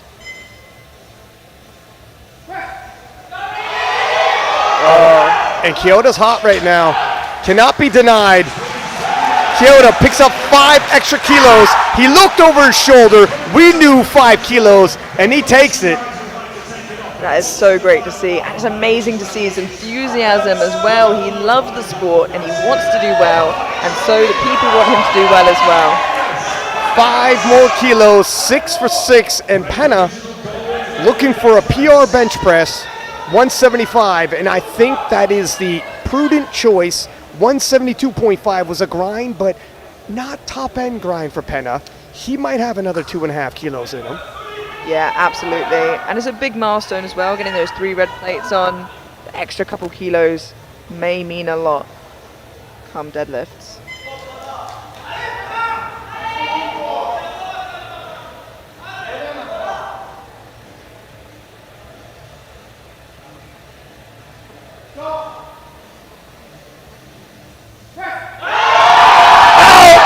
And it looks like he's gonna lock it out. And the legend of Penna lives on. 2.5 more kilos for France's favorite son as he fights to retain his 66-kilo title. That is absolutely incredible. And we expected nothing less from Penna, but wow. He keeps himself well in the race. France is on their feet. What a battle these young men are putting on, and you simply can't call it. I know Penna misses final deadlift, or that final squat, sorry, that was only 2.5 kilos. And here's Jonathan Garcia, 177.5. He's hit this before, but this is the World Championships, vying for that world title. He's never been this close. Coming in as the #1 nomination, the unofficial world record holder. It's time to live up to that hype.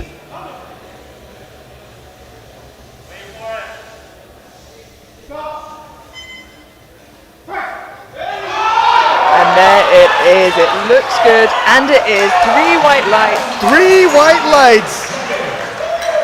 And he finished with his 3rd squat, 270. Finished with his 3rd bench press. You gotta think he's pacing well himself. The problem is several of these lifters are. It is so close as we take a look at the bench press. Jonathan Garcia with 177.5 for gold. Kyoto Ushiyama of Japan with 175. Nudging out arch rival Penna from France, also at 175, only on body weight. And Amelia, this is such a close race in the 66-kilo class. In the podium, if not for gold, for silver and bronze in the 52s. You can't miss this, ladies and gentlemen. We are going to take a short 10-minute break when we will return for the deadlift event and the dramatic conclusion of the IPF World Championships.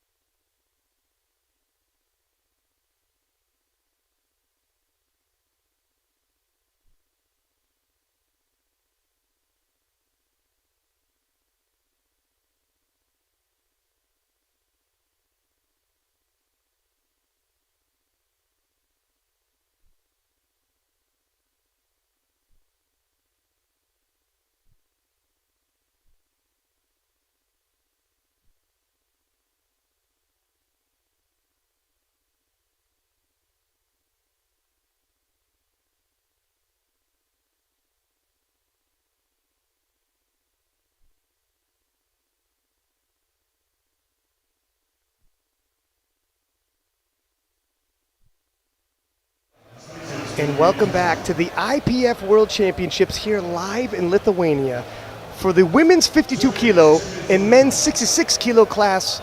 And Amelia, I had an opportunity to go into the warm-up room. I ran into Penna, and the first thing he said when he saw me, calm, cool as a cucumber, he says, "Don't worry, don't worry." And then I ran into Jonathan Garcia, and in total contrast to that, Jonathan is fired up and focused, almost welling up emotionally, and he is so keyed up, barely even noticed my presence. Then I ran into Kasim Sand, still had a smile on his face as he's warming up, and Strut by Kyoto, and again, almost a mixture of all the above, so hard to call in all of the performances and personas. It is a 66 kilo class yet to be decided, that is for sure. Now talking about the 52s, I ran into Evie Corrigan, and I mean, did you see her back there? Yeah, just strutting about, smiling, doing her thing. As though she's walking her dog at the park. Yeah. Some of the other ladies, you could feel the tension a little bit. Megan Hurlbert, this is her chance, her opportunity for revenge on the deadlifts. She is a conventional puller, hard to get in fractions in the deadlifts. Obviously, Plunn Deckers riding high, Megan Lee Smith riding high, Naomi Alibert, a better bench press, but off in terms of what she would have liked. And it seems like with Megan Lee Smith changing her opener, she's got a mean total and prognosis of 440 if she gets her opening deadlift in, and that is huge. Absolutely deadly. And before we kick off, I'm going to take this opportunity to thank our sponsors, Alico, whose equipment you see on the platform today and every day at the IPF World Championships, as well as SPD, whom sponsors many of these nations. You see their beautiful kits. And visit Malta. Malta obviously held last year's World Championships. Absolutely lovely place to visit. Megan Hurlbert, 162.5. Easy work. 3 white lights, a good lift. And this is what it all comes down to, Ryan. It's been close the whole time, and there are a few names in the hat for the podium. We know really, unless something goes pretty wrong, that Evie's going to win. But second and third, mostly third, I think. That World Games spot is up for grabs. Plunn Deckers, 162.5. If ever there's a day to have the day of your life, it's today, because the World Games hangs in the balance. Should she be able to get herself onto that podium? 428 total now.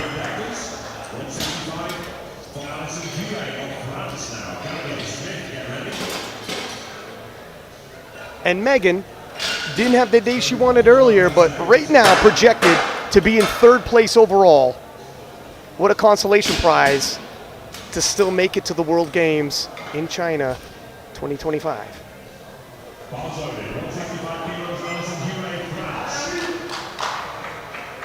Alison Huet, France, 165.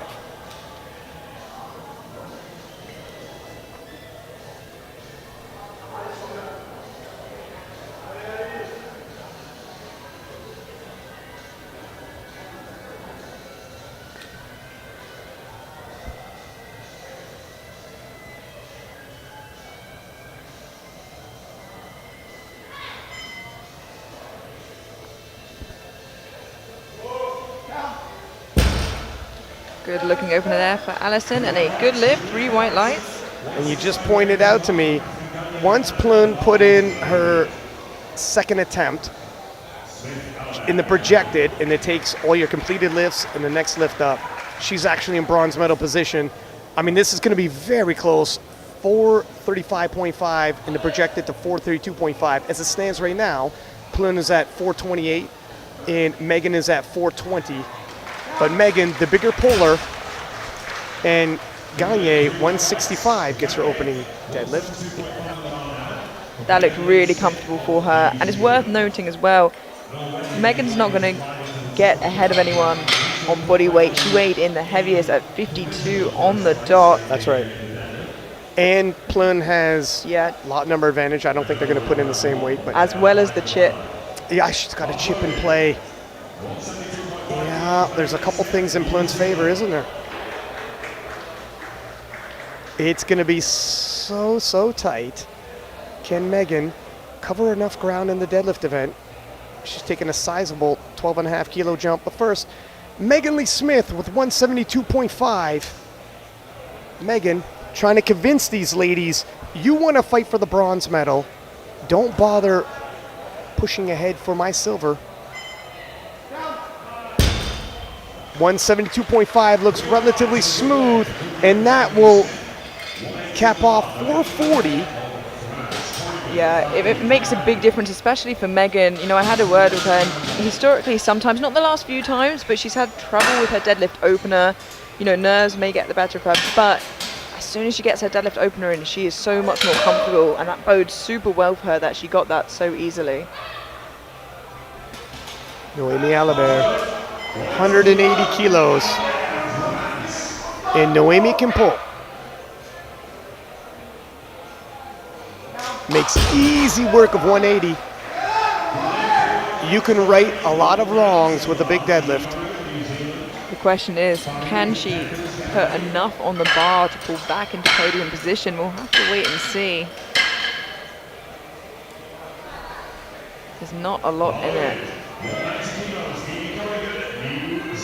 Evie Corrigan, 190 kilos, and after hitting her opening deadlift, she'll have a 467.5 kilo total. That's monstrous already. I think it's probably enough. Megan Lee wants to fight to retain silver, and the other ladies fight for bronze. But you never know.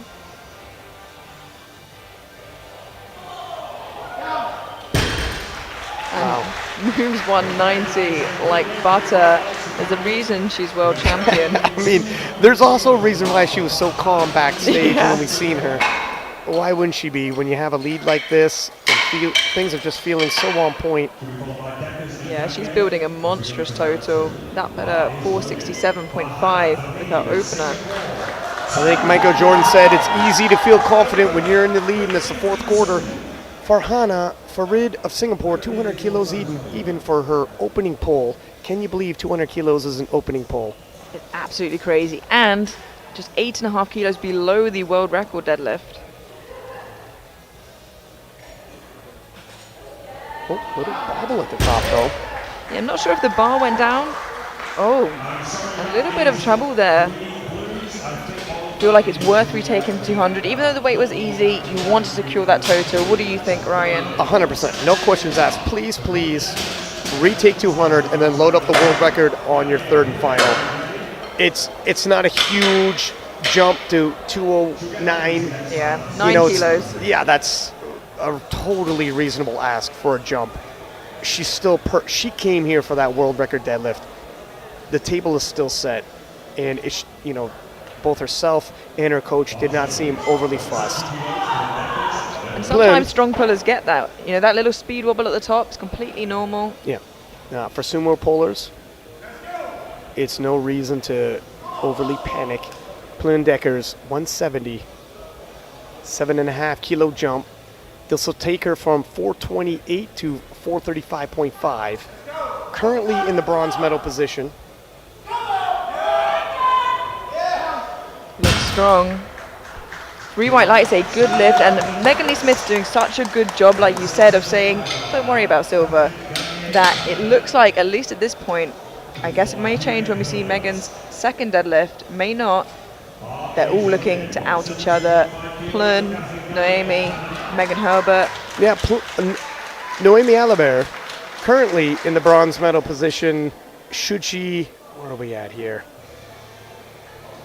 Should she hit her second deadlift, I mean, she's fighting to get up to the podium. But then, of course, Megan Herbert. Catherine now, 172.5.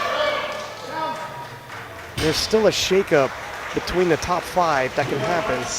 That was a good lift. Catherine always looks so comfortable with the weight, no matter how heavy it is.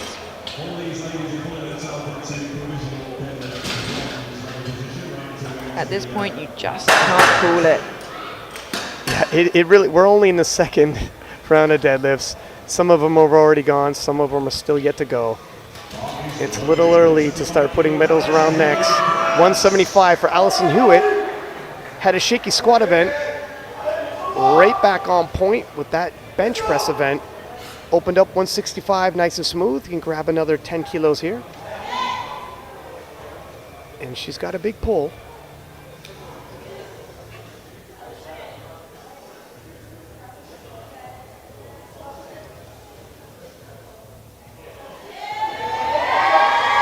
Oh, wow, slow and patient off the floor.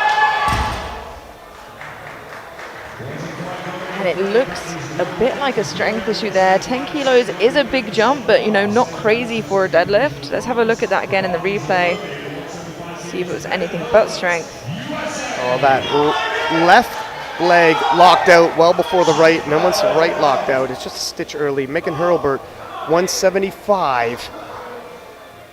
In 6th place, this will temporarily pull her into 4th.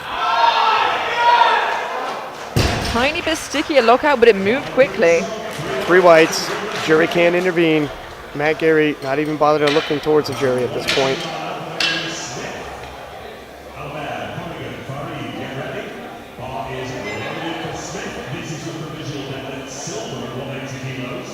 Still 4 second attempts remaining. Considering the weight we are at the 52s, that is wild.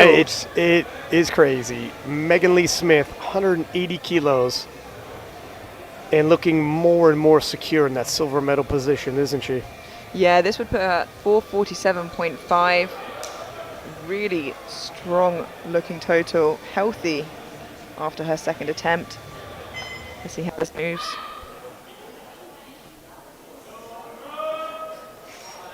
Nicely done. Another 7.5 kilos. 3 white lights, a good lift. She's looking strong today, Ryan.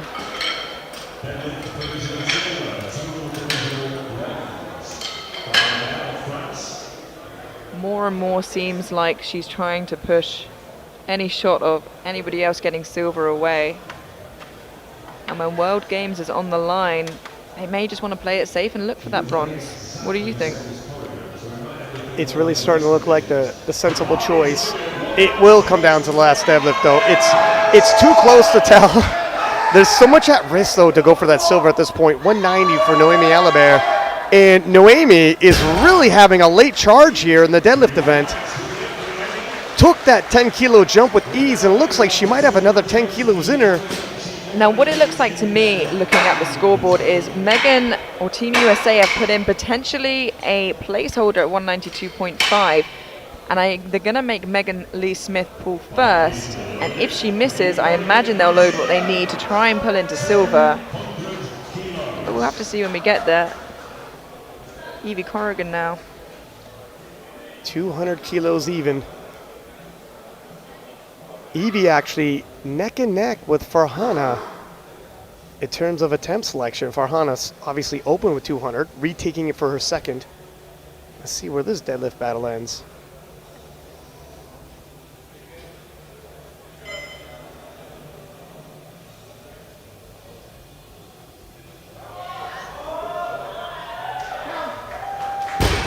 Evie putting on a clinic in the 52 kilo class. We're up to 477.5 now. It's just crazy the 52s are this far. Evie could be the lady that takes us into the 500s as a 52 at some point in time. It is. It's not so far off belief, is it? No, it really isn't. She's got another attempt should she choose to take it. Farhana missed 200 kilos due to a speed wobble in her opener. Retaking that weight, I think it's a good idea, and likely to go for the world record in her third and final pull. This pull also move her from 20th rank to 9th. The power of a deadlifter. Yeah. Nice. That looked worlds better. Yeah, beautiful pull there. Very technically proficient. I can only imagine we'll see 209 for that third attempt. Yeah, it's got to be. I really don't see any other situation. There's no need, really, to go above 209. If you're looking for the record, chip it. Yeah, no, for sure. Don't don't balk at a world record attempt. 175. There's a look at the totals here. Evie with a sizable 30-kilo gap, and that's all she wrote. She doesn't have to come out for a final. She might anyway. She has 205 listed. And Alison Hewitt of France, 175 once again.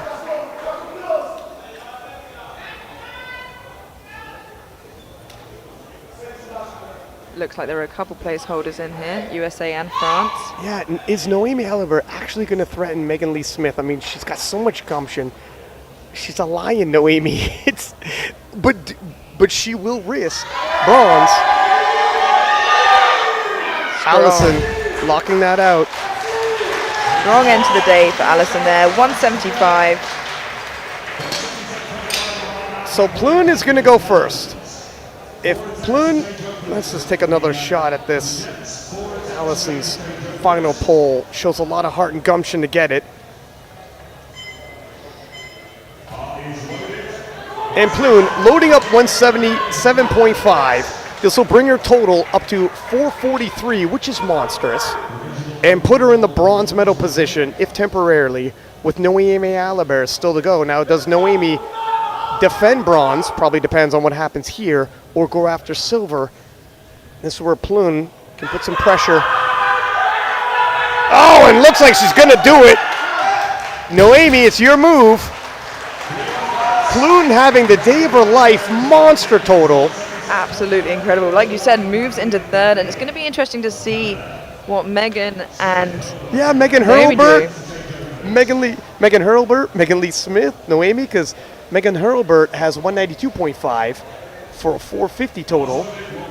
And is she threatening? Who is she threatening here? Well, she's the heaviest here, so she's going to have to pull more. Yeah. Oh my goodness. So Catherine Gagne of Canada, 177.5. 7th place. This one will change that, but it'll add some kilos onto her total.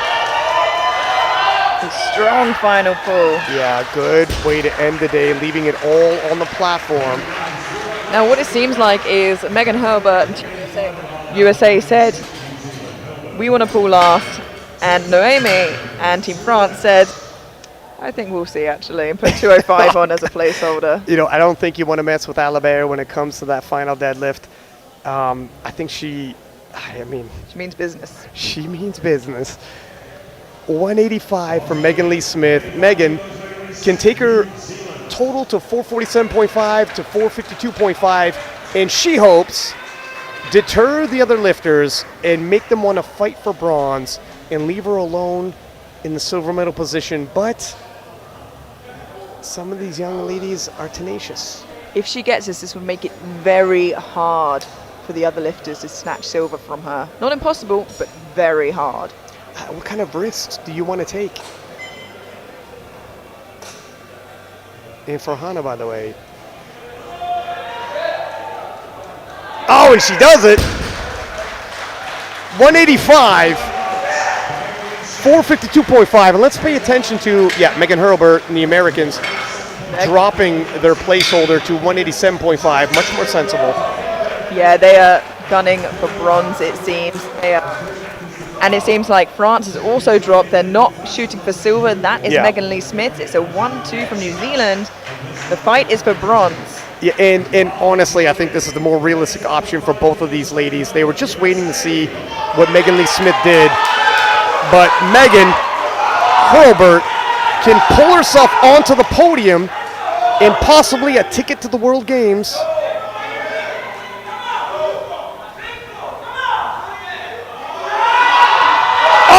Through sheer willpower. Oh, what a shame. Left it all on the platform today in a dramatic battle. And I think by the looks of that, that means Noemi will end up there in third, regardless. No, I'm sorry. I'm wrong.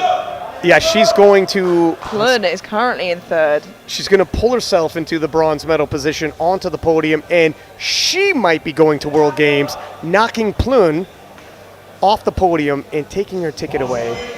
It's a 7.5 kilo jump from her second. Her second looks good, and like we said, Noemi's done this before. She's pulled 200 kilos before. Can she do it? Oh, not on the day. And that looks like Plundeckers is walking away, going to World Games. What a turnaround. Wow. I mean, the seesawing of momentum, the changing of the final attempts, it actually became a little difficult to call the action and keep one eyeball on the scoreboard at the same time, if I'm honest. The way these attempt selections were changing. Evie Corrigan, 205. And is she coming out to I this? can see her in the wings. I don't know whether she last year she shook the hands. Let's see if she'll pull the deadlift this year. I know, here she comes. Yeah, she's shaking hands again. In classic Evie fashion. Yep. Kilos have to go, but she has no need to pull them with a lead like that. 25 kilo lead in the competition without pulling her final pull. Classy young lady, thanks the crowd. She put on a hell of a show. But there's one more pull left to go, isn't there? 209 now will be loaded for Farhana to make history. Just wait for the clock to turn down, but let's just take a moment to to process. Yeah, wow. And in that moment, while you breathe and let your heart rate calm down, let's say thank you to our sponsors, Aleco, SBD, and Visit Malta. Without them, none of this would be possible. And what a championships it's been so far, Ryan. And we're on the second day. And as exciting this session is almost only half over. Yeah. And we have the men's 66s still to go. 209 now being loaded for Farhana Farid of Singapore. 200 kilos, had a bit of a speed wobble on her opener. Hit that on her second. And we were only ever going to end up in this situation for the final pull. I think we all knew that. Yeah, and what a way it would be to end an exhilarating session with a world record deadlift. I seen Farhana in the crowd yesterday, and I said, "You're going for the world record, aren't you?" She said, "Don't put the pressure on me." I'm like, "Oh, please." We all know how this story ends. It's within her means. Yeah, 200 looked good both times. It was just that speed wobble that was the issue. 9 kilos based on that isn't a big ask. She broke the world record at 208.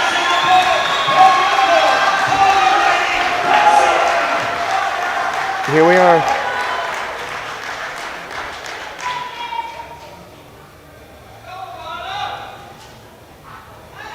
Over 4 times body weight.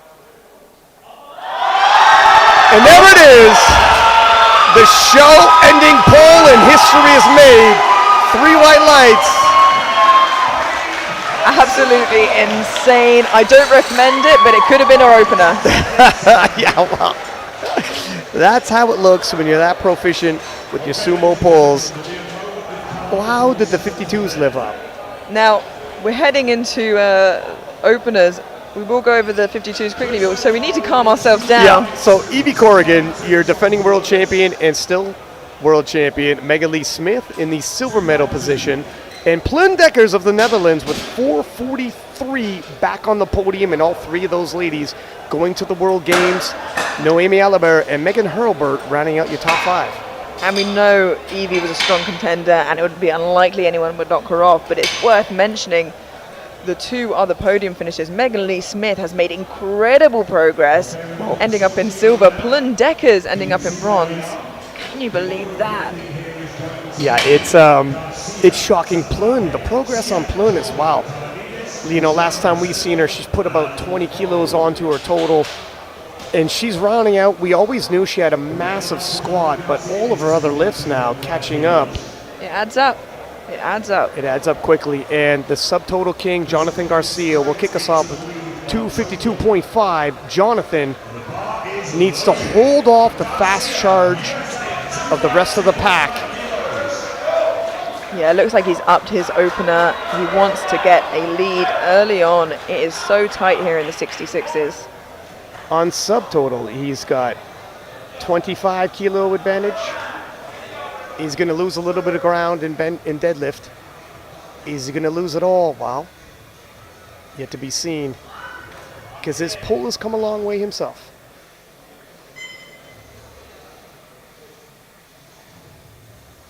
That was, uh-oh, that's going to be costly. Yeah, and you can hear the audible shock from the crowd. Again, a speed wobble, and now the question is, he is in contention first. He needs to get a deadlift on the board, but if he doesn't go up, he might fall behind Ryan.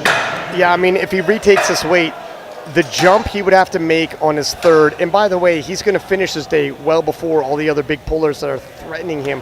I'm glad Matt Gary's making this decision and I'm not. It's a tough one. Sataki, 255 for his opening pull.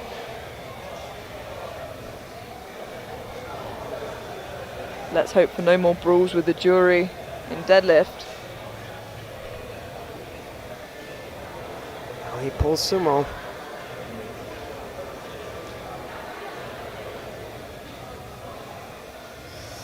There's more variables when you pull sumo. That was smooth though. Can't imagine too much wrong with that, and there isn't. Yeah. 3 white lights.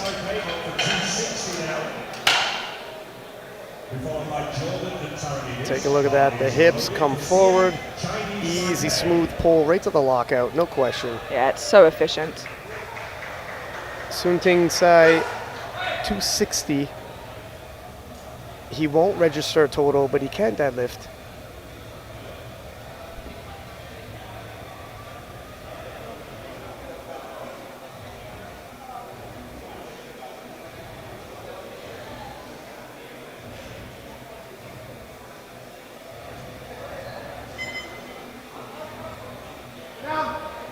That was actually a difficult pull. 3 white lights though.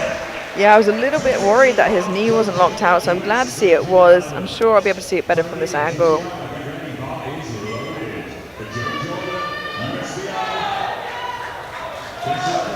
Yeah, that looks a lot better. Joe Jordan opening with 260. This will give him a 670 kilo total once he hits this.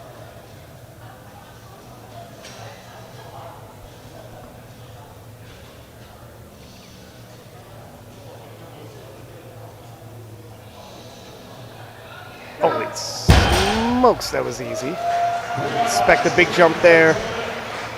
Amelia, I don't know about you, but if I don't get this adrenaline out of my system, I'm not going to sleep tonight.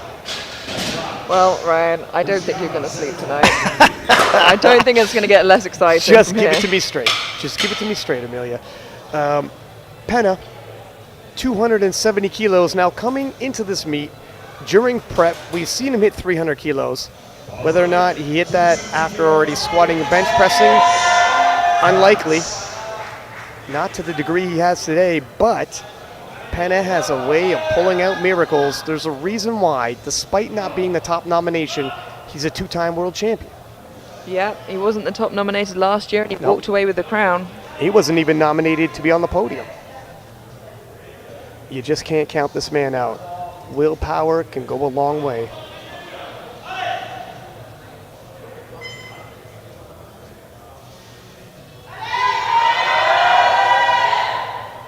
That's pretty smooth for Penna. 3 white lights, a good lift. And I feel like the phrase, you just can't count him out, is going to pop up a few times in the next few minutes. For multiple lifters. Yeah, absolutely. Yeah, there's going to be a lot of people after this thing, I told you so, but believe me, during the event, they're probably pretty quiet. Yeah, can't hear them now. Kyoto Ushiyama, 277.5 for his opening pull. This will give him a 692.5 total already after his opener. Penna already at 692.5. And if Penna hits a second, he's at 707.5, which is a PR. I mean, we're just moving into uncharted waters so quickly in this class. But here we are with Kyoto. And another, can't count him out. Look at the smile on his face. Like he has a secret he's about to let us all see. Let's see how the deadlift works. We all know if he's got one thorn in his side, it's the deadlifts. Can he retain all this good work he's already done in the squat and the bench press? Yeah, we've seen him lose balance before. Let's hope he can keep it today. The knees look better today. They look at the smile on his face. Yeah, I've been working. I have been working. The knees look a lot better. Can he retain this for a second and third? It looks strong. He's a strong deadlifter, but like you said, it's caused him some trouble in the past. Yeah, he almost threatens to lean back a little too much, and that's where he opens his knees, and historically speaking, cost him at Sheffield, cost him at last Worlds. If he can retain that form, Kasim-san, 285 for his opening pull. This will put him at 695.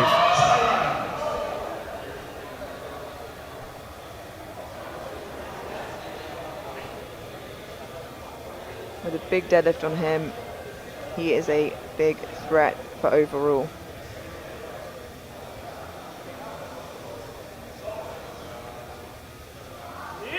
Oh! And that was unexpected. He's been so on point today. And that's two front runners missing their opener. And it's the same question I've seen now. Garcia did go up 7.5 kilos. I'm okay with that. You know what? Garcia, with his background story, he's going out on his shield. Yeah, and the question goes the same. I believe Kasim-san will go out on his shield as well. These gentlemen are here to win, at the very least podium, and there is no backing down. There's no backward steps, only going forward. If you want to fight, you've got to stay in it. 287.5 for Clifton Foe of Canada.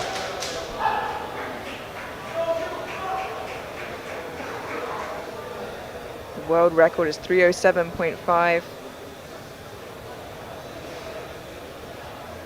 He's a hefty puller.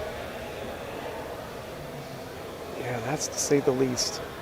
Historically hefty. Can he break the world record, just like we've seen in the 52s?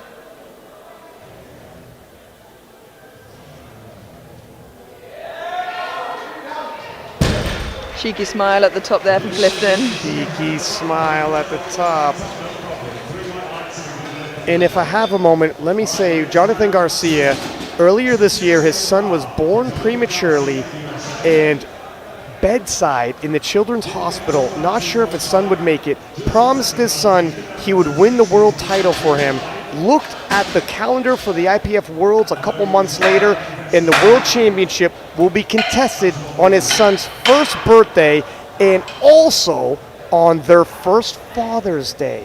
Let that sink in. So if you're asking me, is he going up despite missing his opener? I tell you, young lady, load the bar.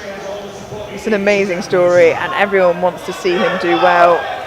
Especially right now, you don't want to see anybody go out like that. He has heart. For sure he has heart. Let that story I just told you sink in as you watch him pull 260 to put himself in position for a 707.5 total.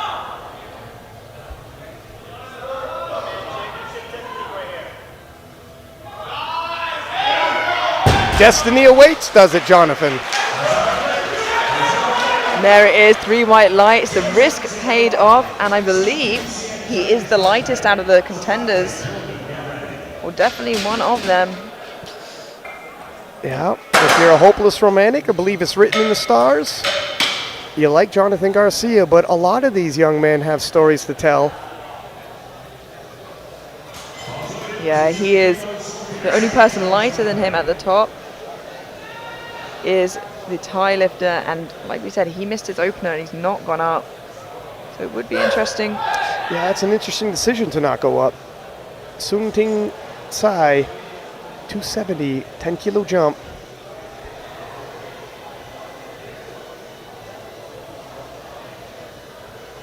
Perhaps Kasim-san is willing to retake 285 and take a massive jump on his third. When it's grip, you don't really want to play around too much as well. Ooh, that was mighty close to coming out of his hands. He doesn't look confident, and that's why. Yeah, the same thing as I thought last time. I was worried about that left knee just not being fully locked out. And it was starting to slip as well. Yeah, look at that coming out of his grip. He could not hang on to that and maintain poise. 270 for Sataki of Japan. 15 kilo jump from his opener. They took no chances on that opener, huh? No, absolutely not. And it's the right move, I think. The podium not completely out of sight yet. It'll be a big push, but he's not lost hope.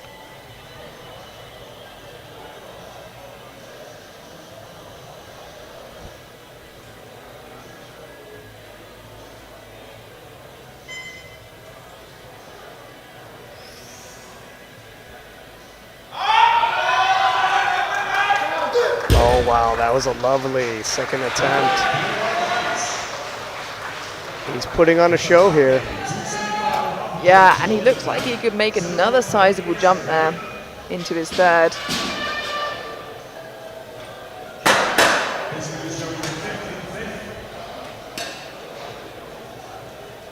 Talking about sizable jumps, 15 kilos for Joe Jordan. Take his total from 670 to 685.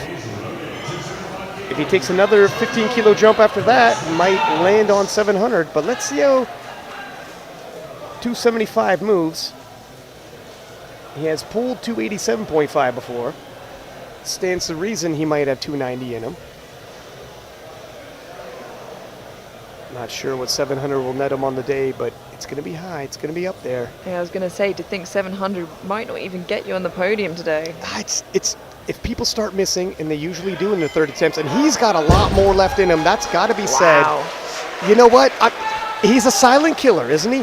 You don't see a lot of expression on him, and he's taking such big jumps in the deadlift. It stands to reason he is still a podium threat, even right now, if people start missing, and they usually do come to third attempts. Yeah, he led us to see a little bit of motion on squats, but since then he's been cool, calm, and collected. That's right. Yeah, he was anything but composed after the third squat. Look, forgive me for forgetting. It feels like a lifetime ago since squats. There's so much happening. 285 for Sinumong Kasamsand of Thailand. Yeah, and he's not out of the picture by any means yet, but it has given him a bit of a setback. Like you said, he could make a big jump, but he needs to make this first. Yeah, Jonathan Garcia at 707.5. If he hits this, he's at 695. It's feasible he can take a big jump. Let's see how this moves, though.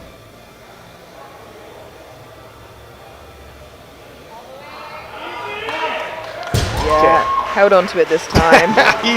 He's like, I'm sorry, my supporters. I didn't mean to give you that. Just trying to keep us on our toes. Yeah, well, that's no worries there. Toes officially on. Yeah. Look at that pull. The thing is as well, Garcia, if he gets his last pull, ends on 722.5. And that is big. That's crazy. I don't know. Yeah, that's crazy. Penna, 285. This will move from 692.5 to 707.5. He's never totaled this much, but he's also never faced this kind of opposition. None of them have. Everybody rising to the occasion. Can the Miracle Man pull off one more miracle? 15 more kilos towards his total.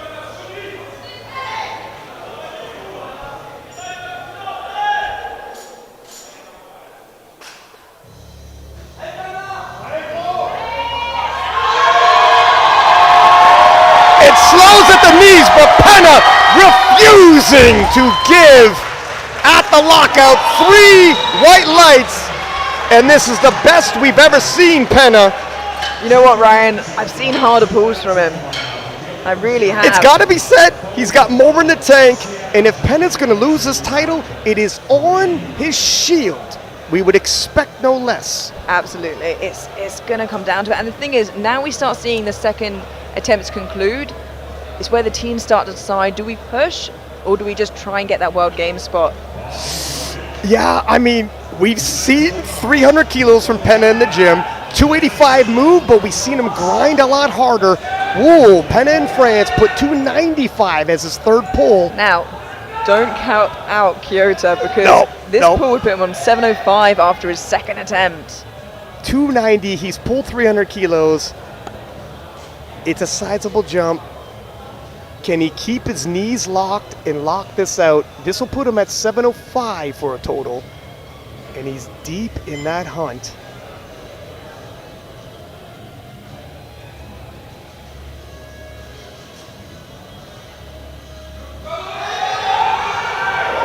See, this is, again, it just seems to be history repeating itself with the lockout. And he's had such a phenomenal day, but here we are again. I don't even know what to say at this point. Men lie, women lie, patterns don't. No, absolutely not. He's still not completely out of the race. No. That's the thing, but it has made it that much harder. It's history is a great indicator of the future, but it might also just be setting the table for a massive comeback for Kyoto, who, by the way, I don't know if it's a placeholder, has 297.5 for his third 7.5 kilo jump. But first, let's throw to the platform as Canada's Clifton Foe has 308 loaded, and that is a world record, ladies and gentlemen, in only his second attempt. It's an opportunity to take 2 swings at the world record if he needs it, or break the world record and further extend it on his third. This is why he's here.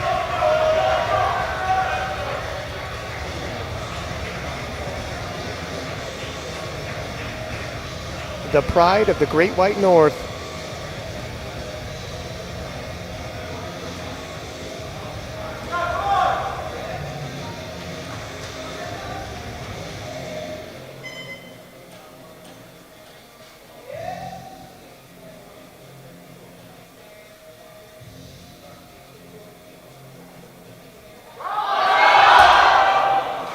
He will have one more attempt, but that looked heavy. I've got to say, when I saw it come up for his second attempt, I was a little bit surprised. It's a big jump. Not crazy, but I was surprised. I mean, I really wasn't, to be honest, because I know that's why he's coming to the World Championships, is to go at it. On his best day, he's not going to podium, go to World Games, grab a medal, but he could take the world record, so why not load it up? And right now, Jonathan Garcia has 265 kilos loaded for his third and final pull. Will put his total at 707.5 to 712.5. He has a lead, but only on body weight with Penna. What a close battle this is. And if Jonathan loses, I don't have to tell you, Penna can drop his deadlift and the whole shakeup happens. Yeah, a lot rides on this. It is going to be close. This is such a pivotal pull. This is a world record total if he can hit this, 712.5. Yeah, that would extend it by 2 whole kilos.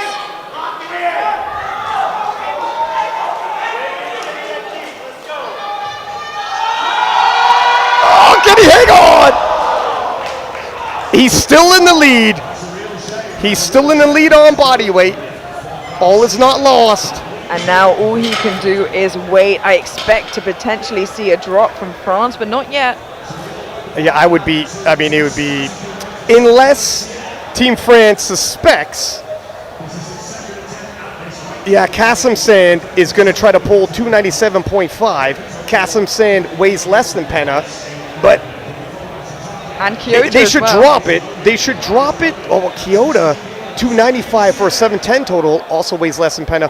They should still drop. I don't think they need 717.5 in my estimation, but let's see how some of the lifting goes. They're deliberating.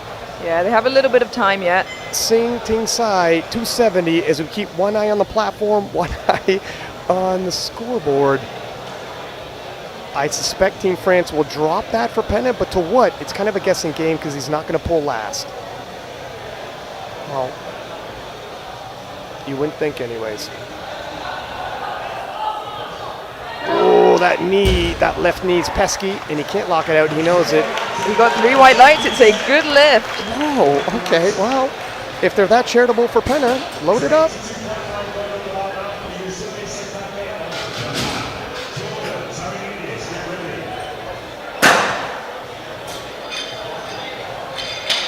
Okay, so Team France, if you're wondering, 287.5. It'll give Penna 710. And it'll force Kyoto's hand. And Kyoto, who missed 290, will have to do 295. Not a bad move. Kasim Sand, Kasim Sand will be forced to go up. Anyways, I'll throw it to the platform. Kyoto and Hannah, by the way, I think weighing the exact same. But Kyoto failed the second, and it didn't look great. But we've seen people come back. Sataki of Japan, 282.5, 12.5 kilos.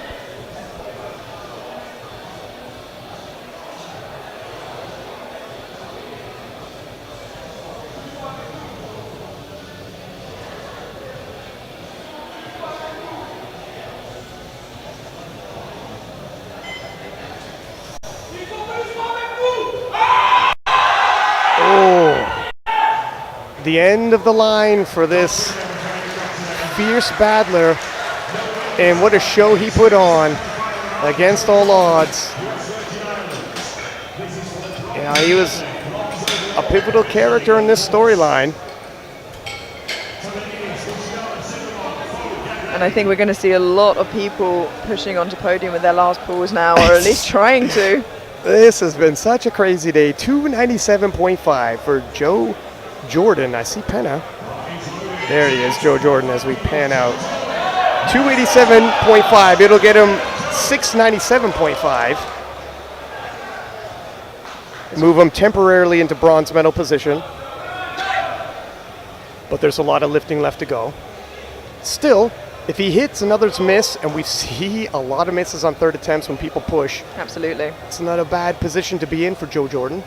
We've seen it before when somebody has pulled earlier on and everybody has missed and they have ended up in a good position. Oh, yeah. Wow. That was smooth. Look at Joe.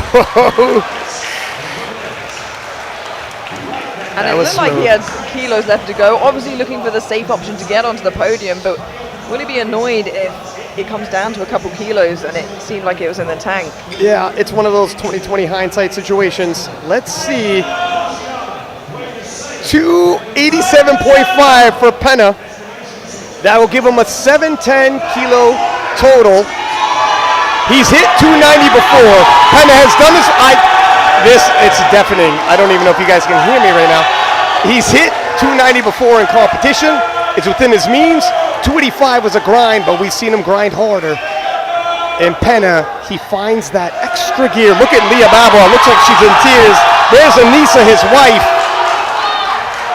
Oh my goodness. It's all come down to this. Putting on a show like only Penna can. This would make him 3-time world champion in the 66. Has never been done before. Never been done before. Probably make him the greatest 66 of all time.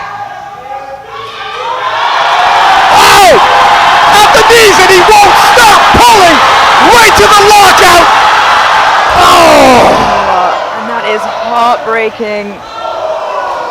Just not there today. He just loses grip at the last minute. But he's still... Oh no, Garcia was 707.5. Penna thanks the crowd. Oh. You can see how emotional he is. That meant so much to him, and we know he'll be back. And the fight's not over yet. We know we have Kyoto still fighting for that. So Garcia on body weight. Him and Penna both have 707.5. Penna now shifting into silver, still on the podium with a World Games ticket in hand, but two lifters left to go. One of the lifters being Kyoto, 295, 5 kilo jump for him is 290, and then Kasim-san with 297.5. So yeah, at this stage, Penna's not even safe for a World Games spot. Look at that on body weight to Garcia. And I know Garcia is probably sat there sweating, waiting to see how this turns out. He can only wait now with two lifters still contesting him. It's such a difficult proposition for Garcia to be in, to be watching this happen. Kyoto smiles. He missed his second on grip. He's gone up 5 kilos anyway. This is for the world title if he gets this. Yeah, these gentlemen pulling for the world title and not for a podium position. Can he hold on to the bar for the crown?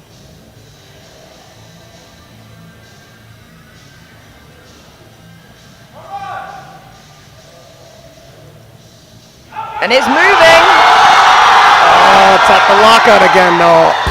Oh, so close. And he too was so emotional about it. It meant so much. This is such a close fight the whole way. And again, it's not quite over. Garcia can't let his breath out quite yet because we have one lifter still contesting. So this will put Garcia's at 707.5, Penn is at 707.5, and this will put Kasim Sen at 707.5. However, Kasim Sen, the lightest lifter, will break the three-way tie. And how close is this? Absolutely crazy. Nudging him into first, Garcia into second, Penna into third, Joe Jordan off the podium. There's so much going on. I'm trying to stay. Yeah. It's worth reminding you as well that, you know, Kasim Sand missed his opener and had to retake it because he lost grip. So he's making a jump to 297.5 now, hoping he can keep grip. And if he does, like you said, on the same total, he'll walk away world champion. Can you imagine a three-way tie on total at 707.5? The entire podium, the same total, and just body weight separates these men, and we get to see them go at it all over again.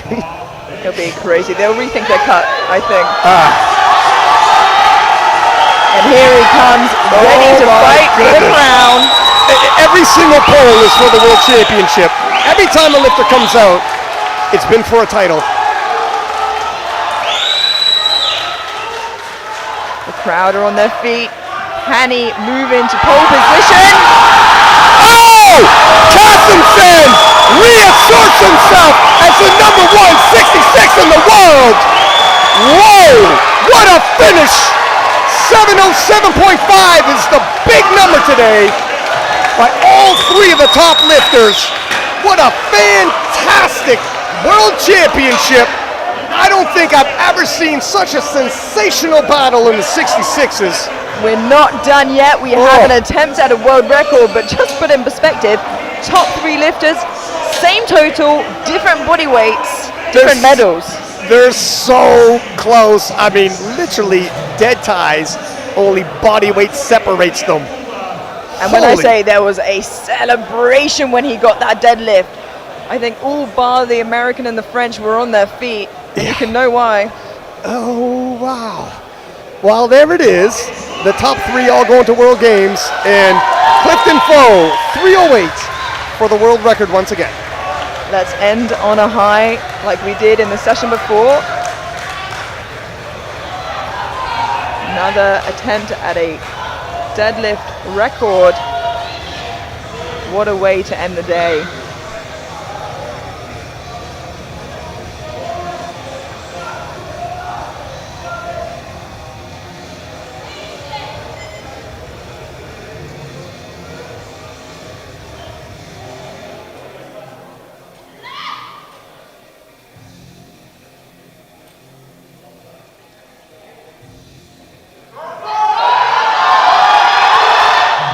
Unfortunately, not quite there for him yet, but I'm sure he'll grab that record soon. But let's talk about the 66s. Let's. Oh my goodness. Kasim Sand missing his opener, taking 285, opting to retake the same weight and take a big jump back to up to 297.5. I don't think I've ever seen, not just a 66 class, I don't think I've ever seen any class that tight at a World Championships. The podium, all 707.5, 1, 2, 3, only body weight separating them. All three of those men going to World Games, and I'm sure we're going to see them again at the World Championships, possibly. Who knows? This is a rivalry that begs to be continued. I think all of us need to see another round between these individuals. It is going to be very difficult for another session to live up, but we still have the 93s, we still have Jesus Oliveras. It's Austin Perkins making his debut and the return of Russell Orhe. You don't want to miss any of these sessions. Yeah, you are in for an absolute treat. No session has been dull at all by any means, and it's only going to get more exciting. That was a huge high, but I don't think it's going to get closer. Yeah, and I don't think I'm going to sleep. Stay tuned. The medal ceremony is coming right up. See you then.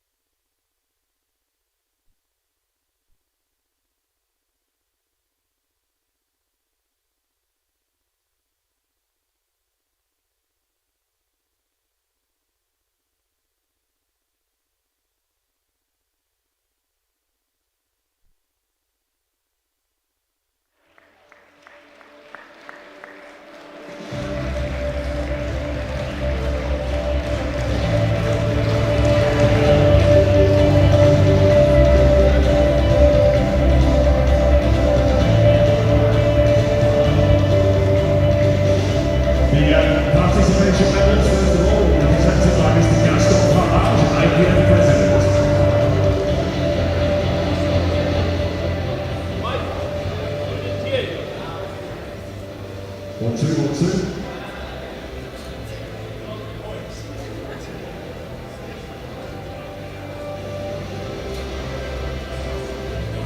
And the eagle-eyed amongst you may notice that there is a lady on the lineup who lifted this morning. That's right, someone from the B group is going to take the silver medal.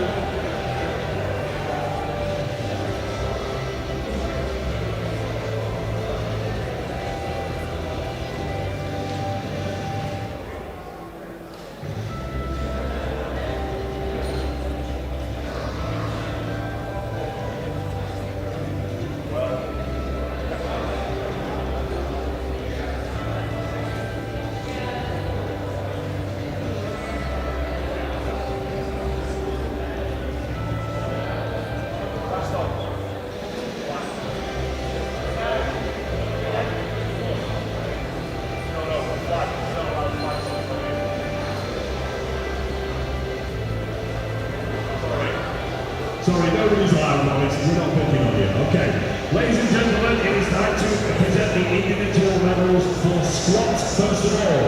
Super close. In bronze medal position with 170 kilos from New Zealand, it's Evie Corrigan.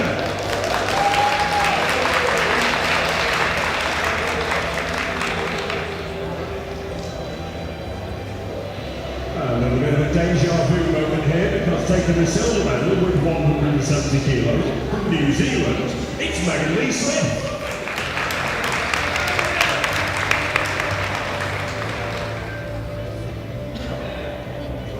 And squat gold and a broken world record twice goes to the birthday girl from the Netherlands, Blood Deckers.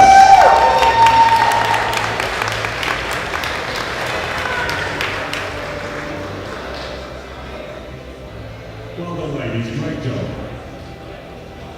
Probably the first time Blood's been in a kiwi sandwich. So we now move to bench press. And again, it's super close. The bronze medal on bench press is 102.5 kilos goes to France's Alison Huey!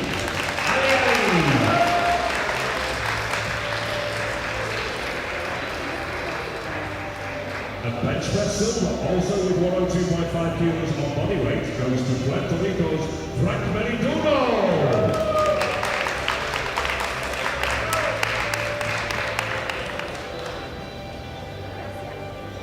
Which means the bench press gold with 107.5 goes to New Zealand's Evie Corrigan.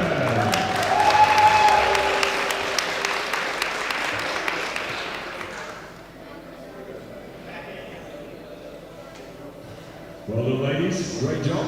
Thank you. And now to the deadlift. I think we all know how this one went.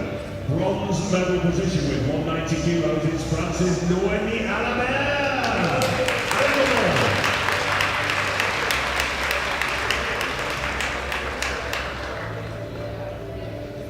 Deadlift silver with 200 kilos goes to New Zealand's Evie Corrigan.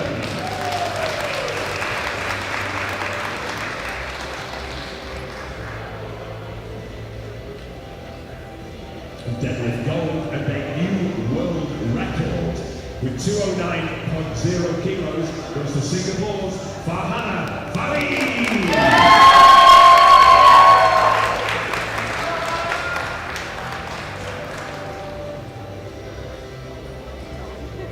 Amazing job, ladies. Really great to watch. Thank you. And now it is time to crown the new queen of the 52 kilo class. Actually, it's the same queen, but in bronze medal position overall with 443 kilos, it's the Netherlands, it's Blood Deckers. This is probably the best birthday ever, right, Blood? And of course, all of our podium people get a panda, they get an invite to Chengdu, which is where the pandas come from, and they get some ESN swag, which is what you're seeing there. So, silver with 452.5 kilos goes to New Zealand's Megan Lee Smith.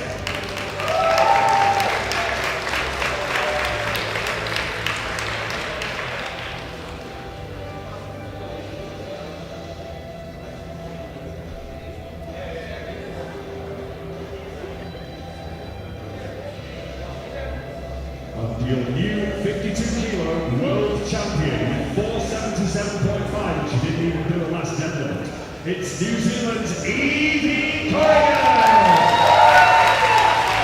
She did that in Malta last year. Great to see you, man. Well done, Evie.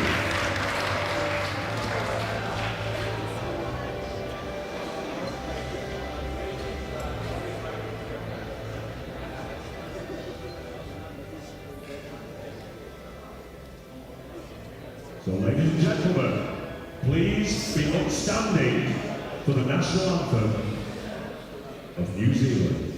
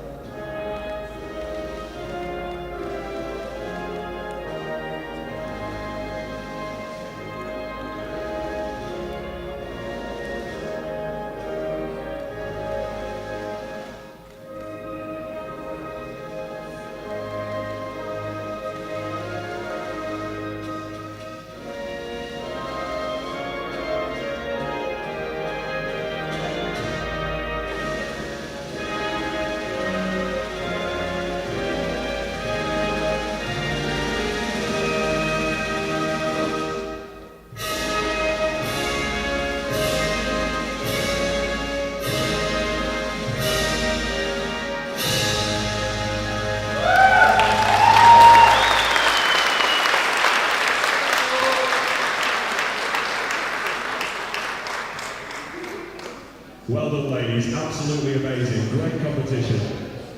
I was going to say if you join your compatriots at the back, but they already have. Ladies and gentlemen, please join me in giving our amazing 52 kilo ladies a round of applause. And then over the platform.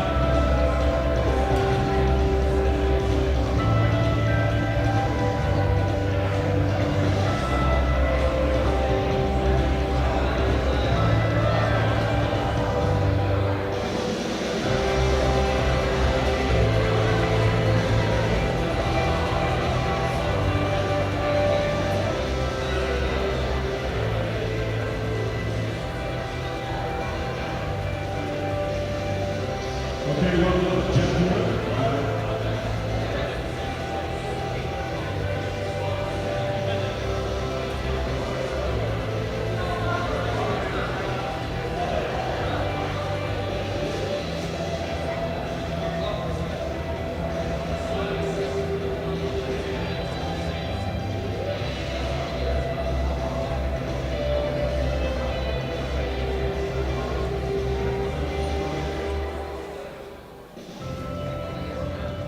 Okay, everyone now has their participation medals.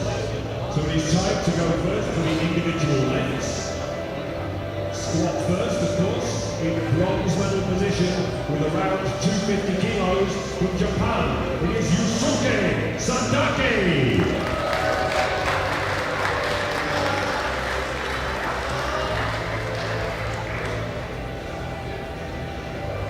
In silver medal position with 255 kilos from Thailand, Kasemsan Senwong.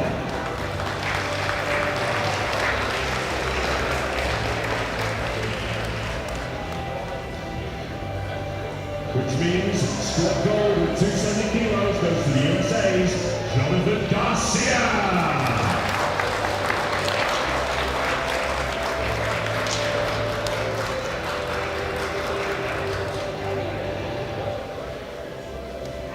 Well done, gentlemen, that was great to watch. Thank you. If you wouldn't mind rejoining your fellow competitors at the back, I will move to bench press. In bronze medal position with 175 kilos from France, it is Panagiotis Talanidis.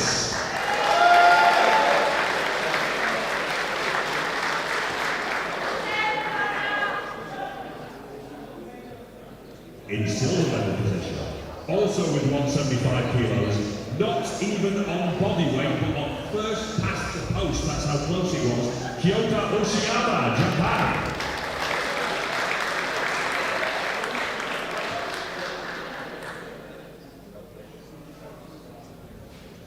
And that means that the bench press gold medal with 177.5 kilos goes to the USA's Jonathan Garcia.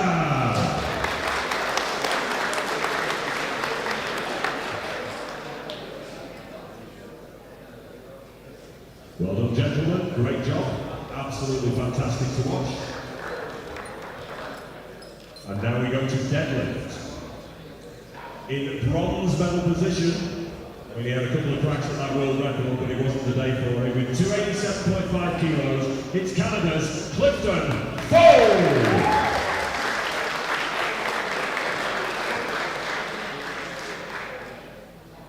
In deadlift, silver medal position. Creeping in from the B group, it is Sweden's with 292.5 kilos, Alexander Eriksson.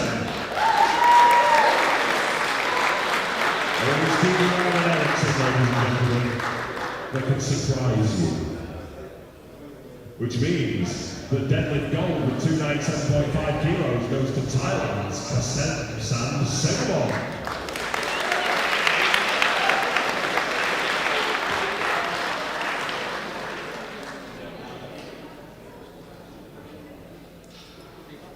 Thank you, gentlemen. Great job. If you wouldn't mind returning just for a moment. Did you ever see the like, ladies and gentlemen? The bronze medal with 707.5 kilos goes to France's Panagiotis Talanidis.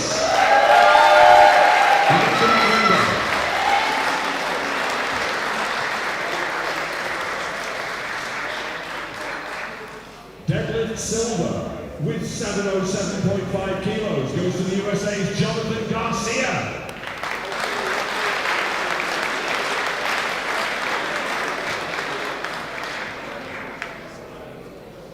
And deadlift gold with 707.5 kilos total of the overall and the winner, the world champion. With 707.5 kilos, it's Thailand's Kasen Senbon.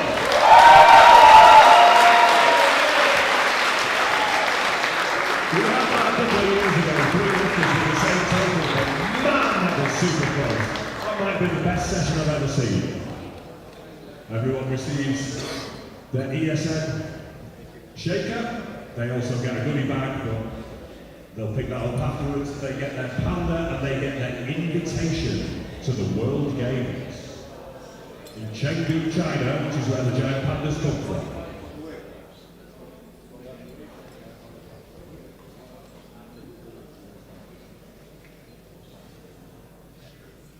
That was super, super special. Really, really was. That might have been the best session I've ever seen. And I don't always say that. Ladies and gentlemen, please be upstanding for the national anthem of Thailand.